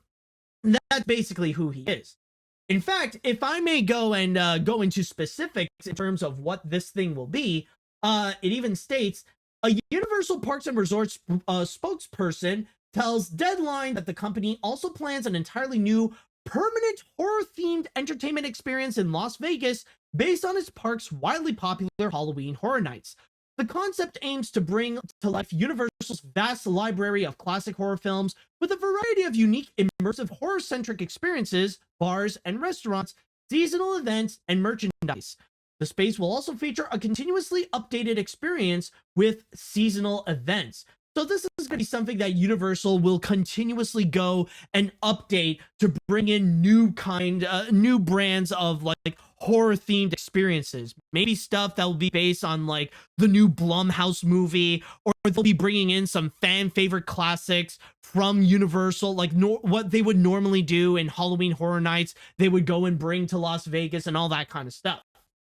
Now, we do have a quote here coming this time from Mark Woodbury, who is the chairman and chief executive officer for Universal Parks and Resorts, in which he states, at Universal, we bring our distinct brand of storytelling to life by creating the most innovative, immersive, and exciting destinations and experiences for our fans around the world. Broadening our reach to deliver unique concepts for new audiences in new markets is incredibly exciting. So the big thing that is currently going on is that now Universal is expanding domestically, like within the US, which includes Texas and in Las Vegas, where now they're going to go and try to do some smaller experiences of what they are going to do. Now, the first thing that I want to talk about and get this out of the way is regarding what are going to be some of the themed areas that we're going to experience. What is it that we may find in this new Universal Park in Texas? And so far, nothing is confirmed, and so far, like, we just got speculations. That's all it is. But there is one popular one coming from Jenny Nicholson, in which she provided some ideas of what may be like the properties that will be featured. Like, she stated that on the top left corner, get the fridge out of the way. On the top left corner here, like, there is a chance this one is going to be based on Jurassic Park, or more specifically on Jurassic World. Like, it would be that. But then you get like these highly vibrant flowers over here, and the easy guess for that would be probably trolls, like DreamWorks trolls. And then on top you see a little bit of medieval stuff going on, and some guesses say that this will be based on Shrek properties. Like, this will be an entire world based on Shrek. And the rest, well, the guess would be as good as anyone else's. Like, maybe there might be some representation from How to Train Your Dragon. Maybe we will see more minion stuff going on. But right now, it seems like the guesses are up in the air as to what they are going to include. Or even if I may take a guess, like, I do see a little bit of like urban stuff right over here. This could be a section that might be based on The Secret Life of Pets, but who knows? Like, there's a lot of guesses of what they are going to do, and there's a lot of possibilities. But the big thing that Universal is doing is that right now they are expanding and experimenting on smaller places. Because when it comes to these big name attractions, and when it comes to like these big name theme parks, like with Disney and Universal, normally they would go and stick with world capitals. They would go and remain in areas that they know are massively big and massively popular. Like, they would go and build a theme park in Tokyo or Singapore or Orlando or in Southern California, like around the Los Angeles area, and all that kind of stuff. Like, they would normally go and build in areas that they know that the population is massive, and that there would be tourists that would go and visit, which brings in a very high chance that they would also go and visit the park. But this time around, it sounds like they're going to go and try something a little bit different. Now, I know that like Frisco and Las Vegas are debatably pretty popular in terms of tourism, especially with Frisco becoming increasingly popular right now. But what's interesting to note is that now right now, Universal is just experimenting with trying out smaller areas that are not like as prominently known to be world capitals, but they want to see how things would work out if they want to try domestically with some smaller areas. In fact, with the one in Frisco, they stated that this isn't something that they would be spending like a whole week into it. You know, this isn't the kind that's like Walt Disney World or like Universal Orlando, where you have to spend literally days to do like all the stuff that you want to go and do. In this case over here, they stated that like maybe you'll spend like a day or two doing everything you want to do, and like you're all set. You know, you've pretty much seen everything in there. So that's pretty much the big goal that they want to go and try out. Now, I know there's been some cynical people that they would state that, oh man, already this thing is like, oh, I see this has great potential to be an amazing future Defunctland episode. But honestly, I do see the possibilities if things do work out here. Like, I can imagine that if Universal does actually build this Frisco Park or the experience in Las Vegas, then I feel like this would open up to great potential to go and expand onto other areas as well, that they would go and like not necessarily make another major resort, but they would go and expand, making like these small size theme parks, you know, that they would place it maybe around the New York area, or maybe they would go into Seattle, or maybe they would go more in the middle, or maybe like in Chicago, or something like that. Like they'll have opportunities where they can expand, but not expand too big. And personally, in my opinion, one thing that I would be so excited to see, that if this does work out, I really do hope that this does open up the opportunity for companies like Universal or Disney, that they could do an expansion in Canada. Because I'll be honest, in Canada, we don't really have a whole lot of prominent theme parks or amusement parks, for the matter. Like, at the most, like, we only have a selected few that are like scattered around our giant country. Like, yeah, I know that we have like Canada's Wonderland. We have Niagara Falls, which is technically like a theme park in itself. Like, yeah, we do have the West Edmonton Mall that does have a theme park in there. And then even where I am in Montreal, like not far, like several minutes away from me, or even like just over a half an hour, I could go to La Ronde, which is actually Canada's only Six Flags theme park. Yeah, some people are already bringing up Marineland, but we, you know, it's like that's the Canadian equivalent of Bruno. We don't talk about Marineland.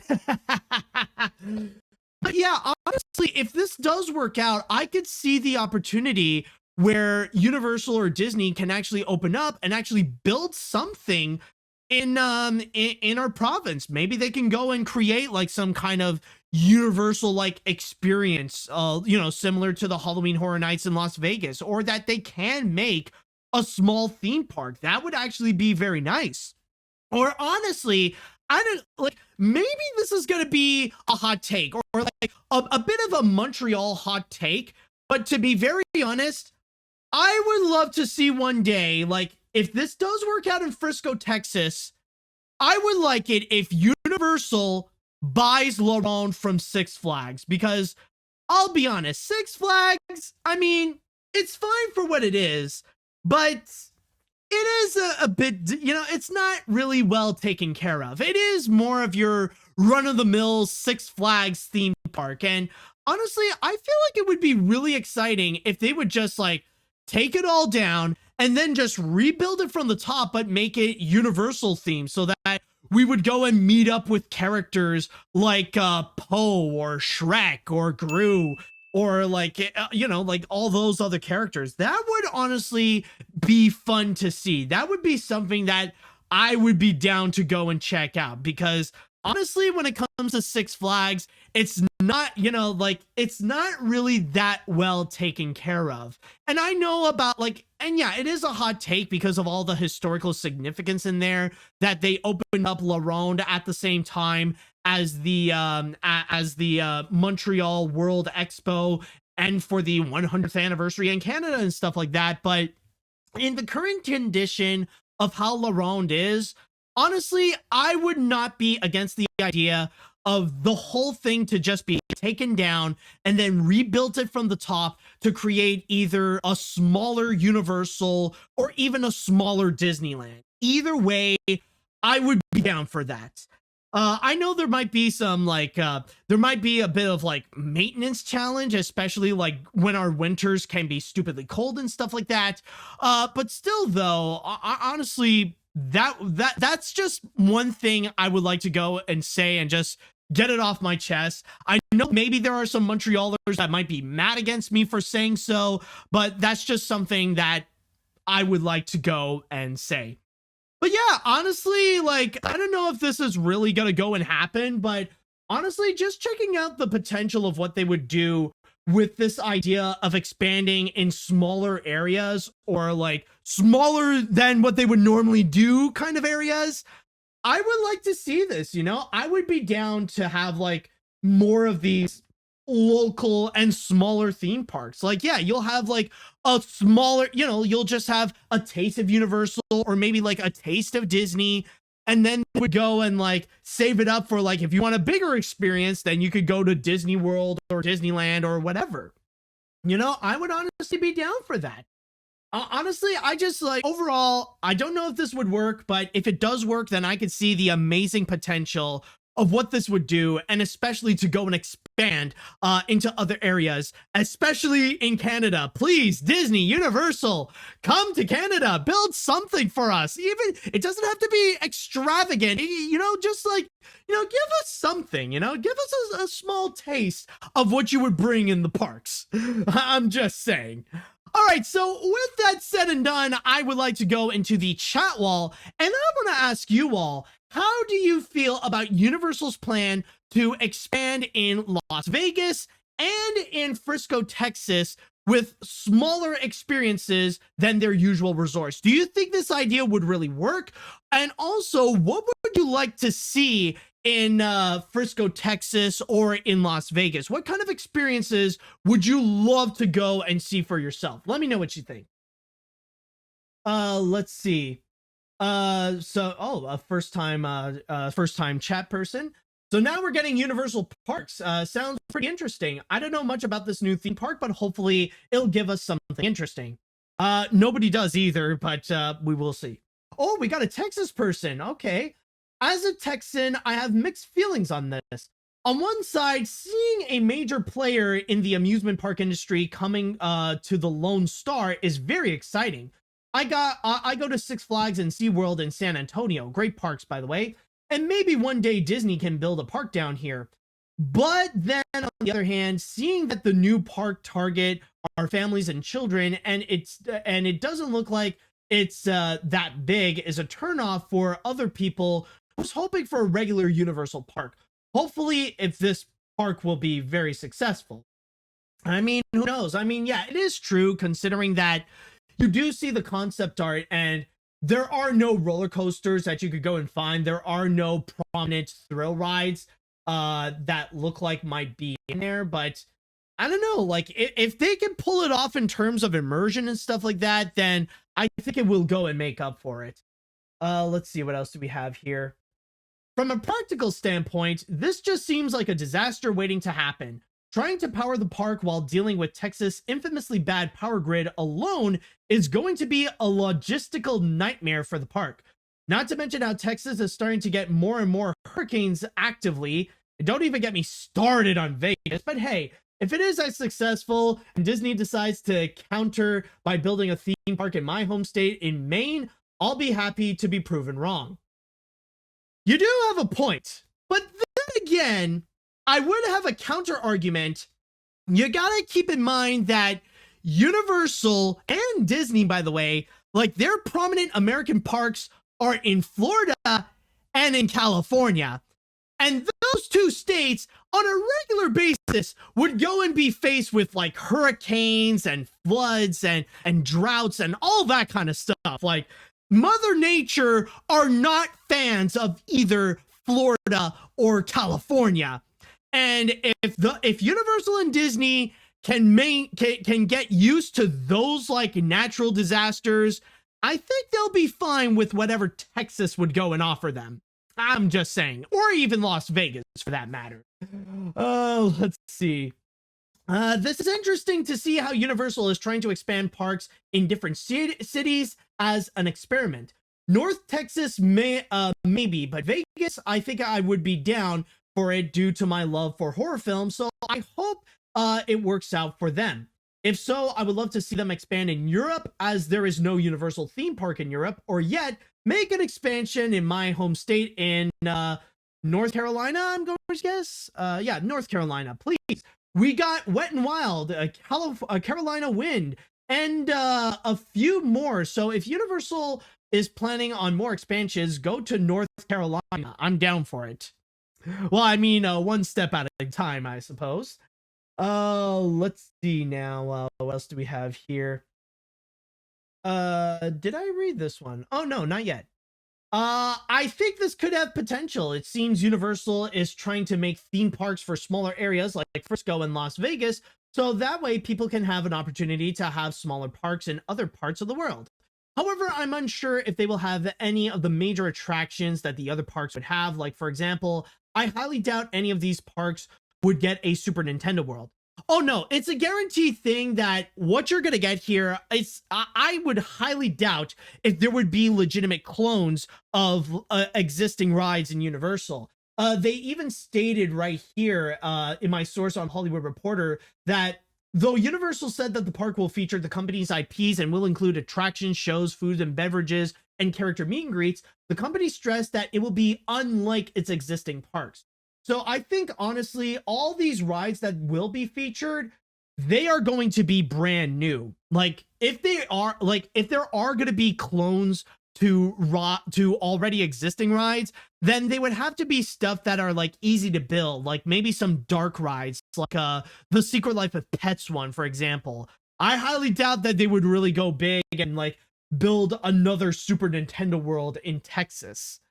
All right, I'm gonna go and read one more comment before we do move on to the grand finale. Do we? One. Okay. I'll just read this. Even though I live in Southern California, where there are many parks, it is good for Universal to expand their theme park businesses by making experiments in both Texas and Las Vegas. I am curious about the horror one. I mean, like, Universal has a great reputation to really liven up horror by bringing to life a lot of horror movies, both old and new, and even some original scares as well. But we will wait and see with what Universal will have in store in the future. All right, so now we are going to go into the grand finale of this after this break. And this is going to be a very interesting one because this is honestly something that I normally don't do, but I need to present to you all with what I believe is already one of the best Twitter threads of the year, or at least one that discusses about animation. And this is it, folks. The time that we are going to go and cap this off with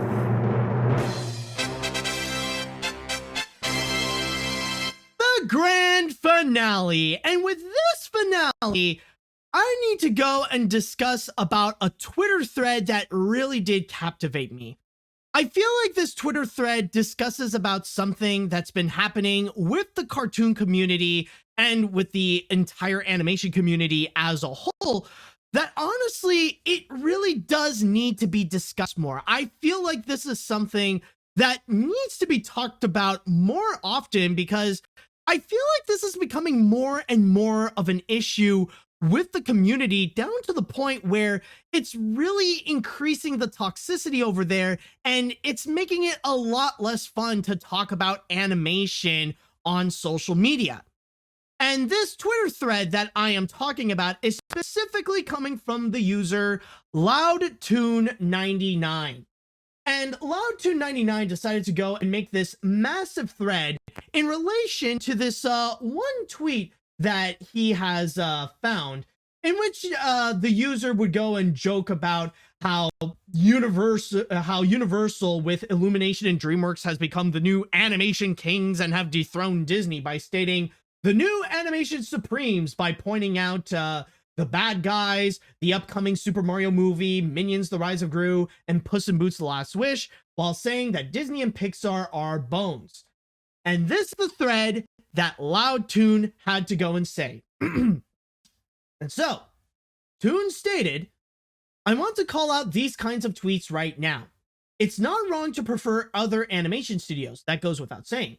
But tweets like these feel like an attempt to create something along the lines of a console war, only with animation studios instead of games.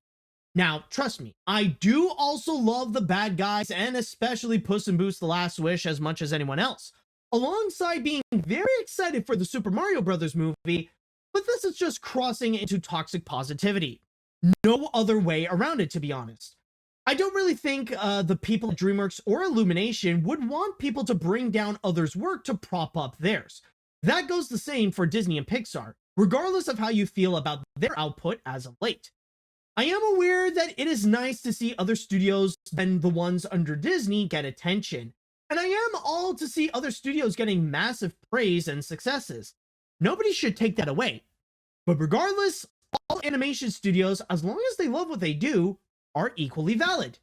Now, before anyone says anything, no, I am not some Disney and Pixar fanboy that's salty about others getting praise over films like Turning Red.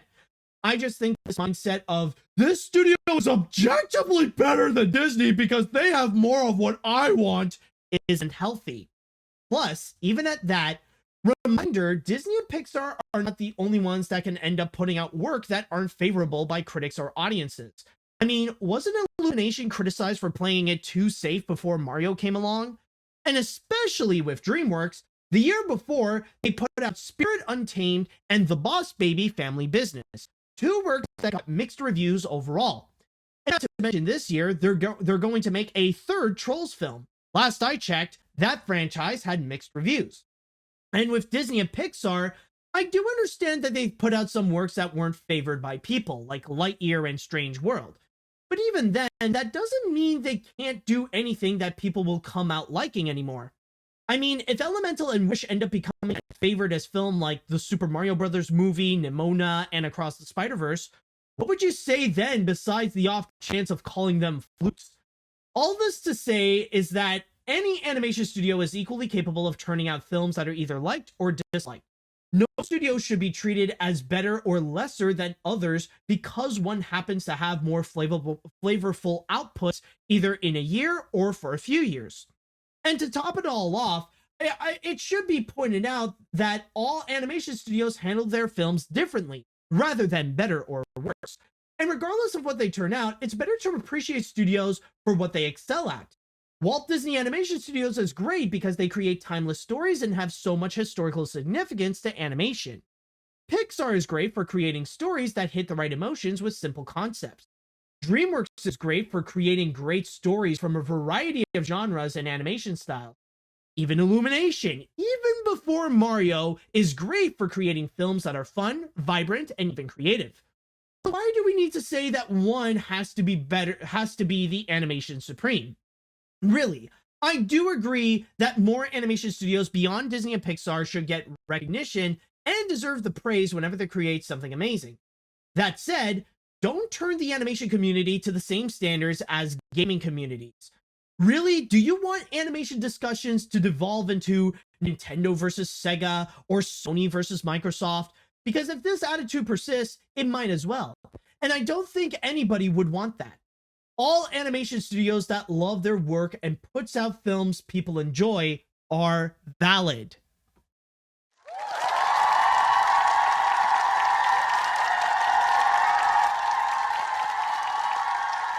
Like, hot dang, dude, like we're literally just starting 2023.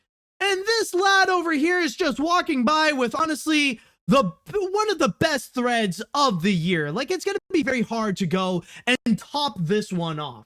And to be very honest, I just want to go and have a moment to have a discussion because it brings up a very good point about a current toxicity that is brewing within the cartoon community. Now, I know there's been a lot of problems with the cartoon community, but I feel like this one is especially prominent nowadays. The way that they want to treat animation studios like console wars, you know, that they really want to go into tribalism and treat it like it's some kind of sports match going on, that they want to root for one animation studio over the other. And that's where we end up like with these heavy biases and like all these heavy attacks that are going on within the studio. And this doesn't just limit to like people using their love for DreamWorks Animation or for Illumination right now to go and attack Disney. Like, this seems to be happening very frequently. And the problem, I feel like the big problem is that it really stems from how the current position of the internet is. That we live in such an outrageously reactionary culture that people are really focused onto what's happening right now and only right now. That really, because of how social media works and how people are craving for things to be like instantaneous, that they want to have results right now, it causes people to go and act before they would go and think. And that the stuff they would say would turn out to be more likely stupid than actually something that would actually be thoughtful. And that's why nowadays we are just seeing these attacks again and again, because people are just speaking out of instinct instead of actually speaking about how they would feel or thinking about if what they would say actually does make sense or if it doesn't make them look like a complete idiot. And we're seeing this again and again and again. And I feel like, honestly, the worst example of this, the one time that really brings out the worst of the cartoon community, has to be award season. And what we went through with the Golden Globes is actually a very good example of it. Now, for the most part, a lot of people are very happy to see that Pinocchio did win Best Animated Feature, and that they love to see that Guillermo del Toro stated on national television and said to the world that animation is cinema. Like, a lot of people like that. But then there are still those toxic individuals that they would use that Pinocchio win to go and attack others, or that they would get so mad that their pick would not win. Like, one crazy thing that actually did happen was that there are some fans, not all, but some fans of Puss in Boots: The Last Wish got so upset that the movie did not win Best Animated Feature, and that they end up resorting to attack Guillermo del Toro's Pinocchio. They would go and attack the movie, they would attack Netflix, they would attack Guillermo del Toro. They would just go and completely unleash their rage because the Golden Globes did not go and cater to their bias. Or there are some people who would use that opportunity to go and attack others, like Disney. Like, there was one pretentious comment that I saw on Twitter where someone said, like, well, I'm a bit disappointed that Puss in Boots didn't win, but hey, I'm happy that Pinocchio win because that means Disney didn't win. So are you actually happy that Pinocchio won, or are you just happy that Disney didn't win? Because it just makes you sound like a completely cynical douchebag right there.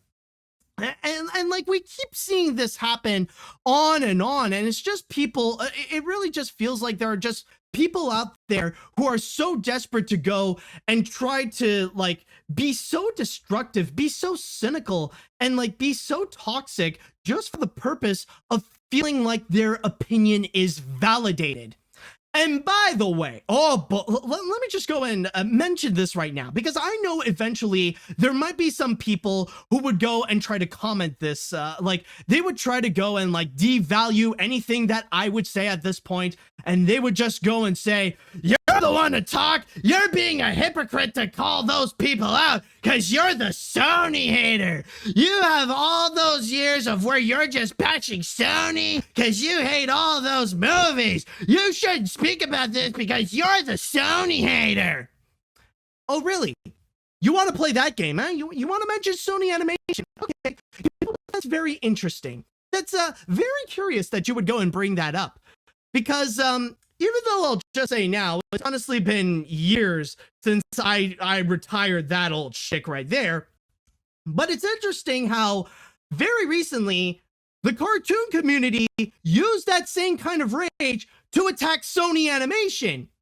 And this actually happened, like, not even like a few weeks ago, like very, very recently. Now, if you don't believe me, allow me to bring you an interesting example. Now, recently, Sony Animation has revealed that in the future, this year, they're going to release on Netflix a 2D experimental adult animated series called Agent Elvis, which will be about Elvis if he actually was a if he actually was a secret agent for the FBI. Now, that sounds pretty interesting, doesn't it?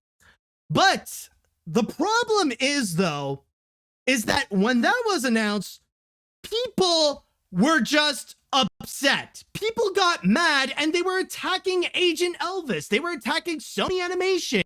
Like, they were angry at that announcement because at that point, people were just so upset of the cancellation of Inside Job that they just want to go and unleash their anger somewhere. And they decided to let out all their outrage towards Agent Elvis, where there are some people who even accuse Sony Animation and accuse the show because the existence of that somehow led to the cancellation of Inside Job.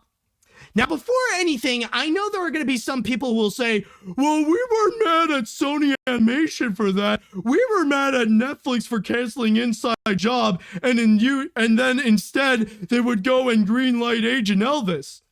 Oh, really? I mean, if that's the case, then either way, you sound like a complete idiot.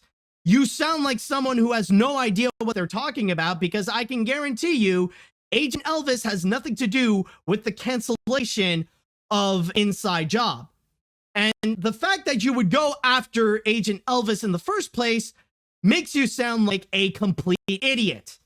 And that's exactly what I'm talking about. There's no, at this point, no one is safe from the rage of the internet, from the rage of like the cartoon community and stuff like that. Even though Sony Animation has like a great reputation right now, thanks to their recent films like Spider-Verse and Mitchell's vs. the Machines and stuff like that, like that doesn't mean that it would make them safe from the outrage of the internet. Like whenever they would get angry, they would blast at anyone. And honestly, Loudtune actually does bring up a very good point that later this year, you never know how things are going to be. And I can guarantee you right now, November is going to be a very interesting time, because as much as people right now are trying to say that DreamWorks Animation is better than Disney because I like the Bad Guys and Puss in Boots more than Lightyear and Strange World. As much as they would go and do that, November, chances are they're going to say something a little bit different. Because both Disney Animation and DreamWorks are going to be releasing movies during that time. DreamWorks will be putting out Trolls 3, while Disney Animation is going to go and put out Wish. Now, with Trolls 3, we know how the Troll movies are nowadays. And I mean, unless they pull off something completely different, reboot the franchise like Puss in Boots: The Last Wish, I cannot really imagine that there's going to be a whole lot of animation fans who are going to be really excited to go and check out Trolls 3. I mean, I'm not a huge fan of the Trolls franchise. I find the second one to be okay, but honestly, I cannot really imagine that Trolls 3 is going to get the same praise from the cartoon community as much as Puss in Boots: The Last Wish. And then you do have Disney's Wish. Now that one, even though we don't necessarily have a whole lot of information right now, but based on the reactions of the sneak peek that was given at the D23 Expo, it's going to be something really special. And some people are already saying that it's already on the right path to become like the next Frozen or the next Encanto. Like it's going to be the next big Disney hit, not to mention that it will be incorporating that same kind of Puss in Boots: The Last Wish or Spider-Verse style animation where it's going to be like a living watercolor painting. So there might be that chance that the opinion is going to flip, where suddenly people are going to completely forget about what happened in the past, and they're going to be praising Disney and just bashing DreamWorks and stuff like that. And that's one thing I gotta say that it is completely toxic, no matter what the context is going to be, is when people use their love for one movie to go and attack another. That they would go and use something like Puss in Boots: The Last Wish, and that they would use it to go and take down other films such as Strange World or Lightyear. And that's where the toxic positivity of what Loudtune was talking about. And honestly, I feel like that is just something that is massively disrespectful, especially to the movie that you actually do like. It really does sound like you don't really care about the movie that you do like, and you're just more fixed onto something that you hate, because it's going to be a guarantee that your negative emotions will come out much stronger than your positive emotions. And really, it's just going to be massively disrespectful, and it really sounds like you don't actually do care about the movie that you do like. And this has honestly been something that's been going on for years. And honestly, I just need to point out what is possibly the worst example of that. And this was actually something that happened a few years ago that honestly, it made me worried about this fan base in particular. Thankfully, they avoided it, but my God, was this a massive and nasty example that the cartoon community needs to own up that what they did there was wrong.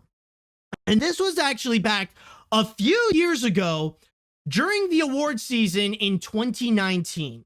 This was back when the hottest animated film at the time was Spider-Man Into the Spider-Verse. It was when Spider-Verse was just sweeping away all the awards at the Annies, the Critics' Choice Awards, the Golden Globes, the Oscars, and all that kind of stuff. It is the go-to Best Animated Feature winner. However, the Spider-Verse fans, they felt that same kind of toxic competitiveness during award season, and they would actually go and use that in order to attack Disney and Pixar because they felt that Incredibles 2 and Ralph Breaks the Internet were inferior products to Spider-Verse. Like, regardless of how they feel like how those projects were on their own, because they're not in the same standard as Spider-Verse, people use that as an excuse to go and attack those movies because they felt like they were inferior and that they did not meet their high standard. There was even at one point on Twitter when Pixar was just minding their own business and they were just doing their job of promoting Incredibles 2 to be in consideration for Best Animated Feature. And then you would get all these Spider-Verse fans continuously spamming and harassing that Pixar account with nothing but Spider-Verse gifts to like completely drown them in just these Spider-Verse gifts to undermine Incredibles 2. And I mean, that Pixar account did nothing wrong. They're just doing their job to promote their own film. But you need to go and admit that this was massively toxic and not to mention highly disrespectful. And I'm not saying that it is disrespectful to Pixar or to Incredibles 2, but it is massively disrespectful to Spider-Verse. Because again, it felt like people did not actually care much about Spider-Verse and just want to use that as a tool to go and attack Incredibles 2 because it did not meet their masterpiece level standard. That they kept on harassing the accounts again and again and again to say that, no, Spider-Verse is the better movie. You shut up. That's going to be the winner. If you like Incredibles 2 more than Spider-Verse, then you can go fuck yourself. You know, that's the thing that they would keep on going and trying to say. And that's the thing that made me honestly a bit worried if Spider-Verse would become like toxic, that the Spider-Verse fans would develop like a bit of that toxic mentality. Now, thankfully, it did not. But you have to admit, looking back at that time, that, like, there's no other way of saying it. That was shitty behavior. That was full-on toxic and shitty kind of behavior. Like, no one should be doing that. Like, what is wrong with you, man? Like, again, you really did not, like, it really sounded like you did not care about Spider-Verse and you just want to use that as a tool to go and attack Incredibles 2. Like, if you, like, at that time, you have to pick one of two emotions. Either you love Spider-Verse or that you hate Ralph Breaks the Internet and Incredibles 2. You cannot go and do both, okay? Like, and it's something that I feel like, even back then, like, I called it out, but people try to brush it off as, like, innocent behavior, but no, like, this really was, like, enforcing toxic positivity. It really was that bad. So, and overall, this is a behavior that honestly nowadays we need to go and call out, especially when this does not reflect what animation is. Because believe it or not, behind the scenes, like the animation industry is like one big family, and you would be surprised that people from other studios, they would come and actually help out others with what they would do. Like there really isn't any competitiveness happening whatsoever. Like you would have people at Sony come in to go and help out the people at DreamWorks with whatever projects they would do. Or you would have the people at Disney where they would go to Netflix and they would help them out to do what they would do. You know, they're more like they actually do feel more like a unified family in there. It's just among the fan base, among fandoms, and among the community online where you see like this narcissist, you know, you feel like not necessarily narcissistic, but you got like you got like all these like entitlements like just clashing one another, and people desperately trying to say like my movie is better than your movie and all that kind of stuff.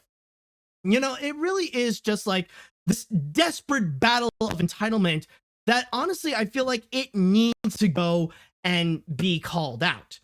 And I just want to go and like conclude this statement by saying that there is a reason why you see all these people doing this. Like why you would go and see people trying to go and make like these wars happen, like trying to go and make this battle of DreamWorks versus Disney, or like people really getting emotionally engaged and stuff like that. You know why people would want to go and try to make these like big wars with animated films or like with these animation studios? Is because those people, they are highly insecure. These are the kinds of people in which they cannot really trust themselves with having their own opinion, because these people are too scared that if they would go and express their opinion about something that they like or that they don't like, that they would end up becoming the clown of the day on social media, and that they would all be completely rejected, and that they would face humiliation and stuff like that. So what they would do is that they would just go and blindly follow the crowd, or they would go and try to find validation through influencers, through people like me or Saberspark or Alpha J or Shafrillas. Like, look at those people for like whatever opinion they would say and just repeat what they would have. Like, they don't need to go and like develop their own opinions based on their experience. They would just go and watch them just to go and like collect what they would say and just apply it as their thoughts. Like, these are people who are desperate for validation. These are people who are desperate to have a need of belonging. And then from there, if they would go and meet someone who interferes with their status quo, if they would say something that's not among the popular opinion, then they would try to do everything they can to undermine that opinion so that theirs can be valid, because they cannot stand the idea that there are others that might not agree with you, that you do not have the right opinion. So that's why you see all these people, and especially with the addition of how reactionary social media has become, and it pretty much pressures people to go and act before they would think. That's when they would go and like be out, get like so much outrage and like get their anger out and just like do everything they can in order to silence that different opinion, so that they would be the one who remains right and that they don't have to hear any other opinion that might differ from theirs. And it's all about masking their insecurities. And I've seen this all the time on the internet. I mean, you've probably seen this all the time on the internet, where you got like these anti-woke people who just blindly listen to whatever like the far-right influencers would say, and that they would desperately try to go and take down any opinion that is not theirs, because they would try to go and mask the fact that they don't have any opinions of their own, or that they're just desperate to have some place where they would belong. And it's the same thing in fandoms, including the cartoon community, that these are insecure people who cannot trust with having their own opinions, and that they would just go and attack others who may have a different opinion, or that they want to join the crowd by taking extreme actions. That, oh, well, if people love Puss in Boots, that means we must go and hate Disney now. Like, regardless of how I feel about Turning Red, I'm gonna go and hate them because everyone else says that Lightyear and Strange World suck, so I'm gonna go and join them too. And that's really the big thing. It really is nothing more but a mask for their insecurities. But I mean, it's easy to spot nowadays. And I feel like with that kind of outrage, that mask just suddenly slips. And by that point, if you're really that insecure to the point where you cannot really form your own opinions, then are you really someone worth listening to? Like, are your own opinions really that valid in the first place? I just need to go and ask. All right, now we will be right back. We're just gonna go and take a quick break because the ads are going to appear soon. But when we do get back into this, I will go into the chat wall and I want to ask what you all think about this. So let's just have a break, and you can have your thoughts about what you want to say about this entire matter. And we are back. So now let's see what the chat wall has to say. And some of you actually do have a comment that you would like to go and express. So let's go and check it out here. So let's see now. Loud2 made a really great thread over the problems within the toxicity of the animation community. Right now, the environment is just a mess of how people say that DreamWorks is better than Disney or Spider-Verse is superior to Incredibles 2. It's just so toxic and disrespectful to many movies, studios, and people. Seriously, the toxic positivity needs to be called out, because at this point, it's just it's just liking only one thing and nothing else. We need to treat others as equal and not as foes. All right. Now let's see what else we. This thread is perfect, though I will disagree with him saying that it's toxic positivity, where it's very much just plain old negativity. The cartoon community has a lot of issues, especially with how often they want to use studios to beat Disney, either for the little guys or something woke culture, instead of actually having a conversation. The animation community is extremely entitled. I can bet that it would be a nightmare to work with in the animation industry if they would ever get in. Yeah, and again, I want to go and emphasize, this is something that Loud2 has mentioned, that it's perfectly okay to have your opinion in terms of which studio do you like best. Like, it's fine to say that you like Illumination, or that you like DreamWorks, or that you like Disney, or that you like Pixar. Like, if you have a favorite among those, or even like some of the others, like Blue Sky, or Sony, or Paramount, or whatever. If you have a personal favorite, that's perfectly okay. But having that kind of opinion does not give you the right to go and be entitled and try to try to go and exercise your superiority over others. There's no winning situation when you're really trying to use it as a means to say that you're better than others, because really, you're not. Let's see what else we got here. I hate when movies are used as hurdles to attack other studios. You raise an excellent point. Sure, 2022 may have been a great year for DreamWorks, but this year, Disney will be bringing their A game with Elemental and Wish, while DreamWorks will be crapping out Trolls 3, and the shoe will be on the other foot. The madness needs to end. Lastly, I may be in the minority, but I actually prefer the beautiful work of lesbian romance fiction that is Incredibles 2 over Spider-Verse. And I mean, you know what? That's perfectly fair. And honestly, yeah, I know I got some controversial opinions. I know that, like, I think Incredibles 2 might be slightly better than Spider-Verse and stuff like that. I know I got my controversial opinions, but I mean, those are my opinions, and I'm perfectly okay with it.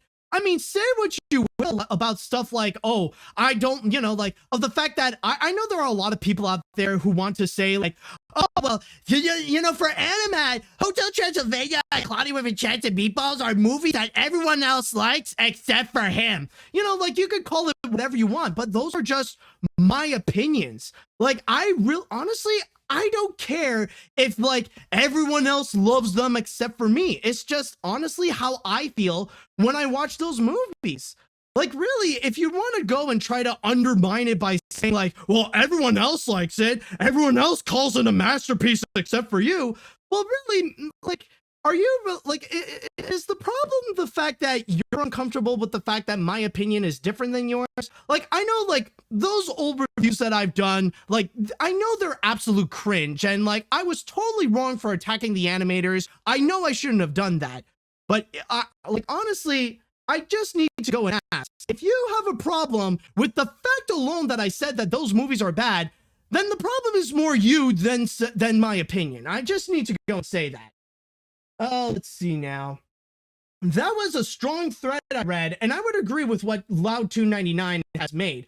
I really think we should all appreciate all animated films and getting the type of attention they need, but there is no need to attack one another, especially during awards season, which is unfortunate as they saw it as a sports competition than a celebration altogether.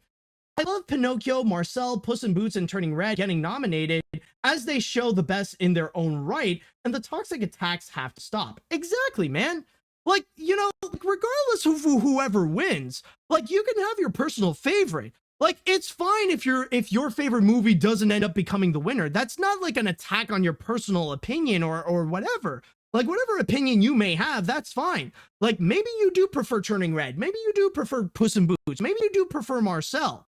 But the thing is, if you feel like you need to have a need to go and attack the Golden Globes or the Oscars because they didn't pick your winner, or like they didn't pick your favorite as the winner, then honestly, that just shows that you only have insecurity issues and that you yourself cannot trust with having an opinion because you cannot stand the idea that there are others that may have different opinions than you, especially when it comes to animated films. Or, oh my God, even with animated films, my God, I don't even want to know, like, when it comes to more serious subject matter at that point. Let's see. Oh yeah, now this is one hell of a thread. I'm honestly sick and tired of the very idea of praising something while slamming another thing down because it just feels so unneeded, toxic, and downright mean. We all need to acknowledge that every animation studio has their ups and downs, as well as being able to accept opinions and thoughts that are different than yours. Because if you only focus on the love of one studio, your opinion and thoughts become rigid and stale. Exactly, man. And also, there's another thing that I do need to go and bring up. There's one thing I gotta say that honestly, with this kind of like outrage culture and people really going out of their way, like, you know, to enforce their opinions and stuff and like be bombastic about it, it makes me feel tired. Like recently, you may have noticed like, on social media, I've been pretty quiet. Now, part of it was because during the weekend, I was out on a film shoot because like I actually had an acting gig that I got to do. But another reason was because honestly, it feels very demotivating to engage in the conversation with the animation community or with fandoms in general, because nowadays, the only thing people are doing right now is complain about Velma. That's all they're doing. They're bitching about Velma. They're complaining about everything that's been going on in the show, and it just feels like a very toxic, negative, and just depressing place. Like, I know there are some other, like, not everyone is talking about Velma, but I mean, if you don't like the show, then wouldn't you rather want to spend time talking about something that you do enjoy? Like, I'm just saying, like, honestly, I don't really care about the Velma show, but I'm not going to spend my entire time just hate watching the series and then complain about it on social media or whatever. Honestly, it just feels very tiring. Like, I don't want to engage on something that people, like, just want to hate. Like, come on, guys. Like, if you don't like it, well, then you don't like it. Move on to something better. Move on to something positive. Like, don't you have any, like, isn't there something that you want to talk about that you do enjoy? I mean, seriously, I just feel like the current situation with the cartoon community has really gone out of hand. Like, it really is depressing to see like where it is right now, where they can only speak in outrage. All right, I think I'm gonna read one more comment and then we'll cap this off right over here. Let's see. Loudtune99 has made a really good point here. All animation studios should be treated as equally as one another, whether it be Disney, Pixar, DreamWorks, Sony, Illumination, you name it. I don't want to end up like those dumb console wars, because that's only disrespectful and toxic. So can the cartoon community shut up for once? Oh, how I wish that they could shut up. Trust me, the day that they would shut up is a very blessed day. And with that said and done, that should do it for today's episode of AniMat's Crazy Cartoon Cast. Thank you all so much for joining me on this wild adventure. And tune in next week, by the way, because more award season news is going to come. And I hear that pretty soon we will be getting the nominations for the Annie Awards. So I would like to go and say that if you guys do enjoy what I do in AniMat's Crazy Cartoon Cast, then don't forget to go and subscribe to me on Twitch and on YouTube. And don't forget to also follow me on whatever podcast service that you're listening on, whether it be on Spotify, Google Play, iTunes, Amazon, or whatever. So with all that said and done, I would like to say thank you all so much for listening. Thank you all so much for watching. And until next time, see you later, dudes.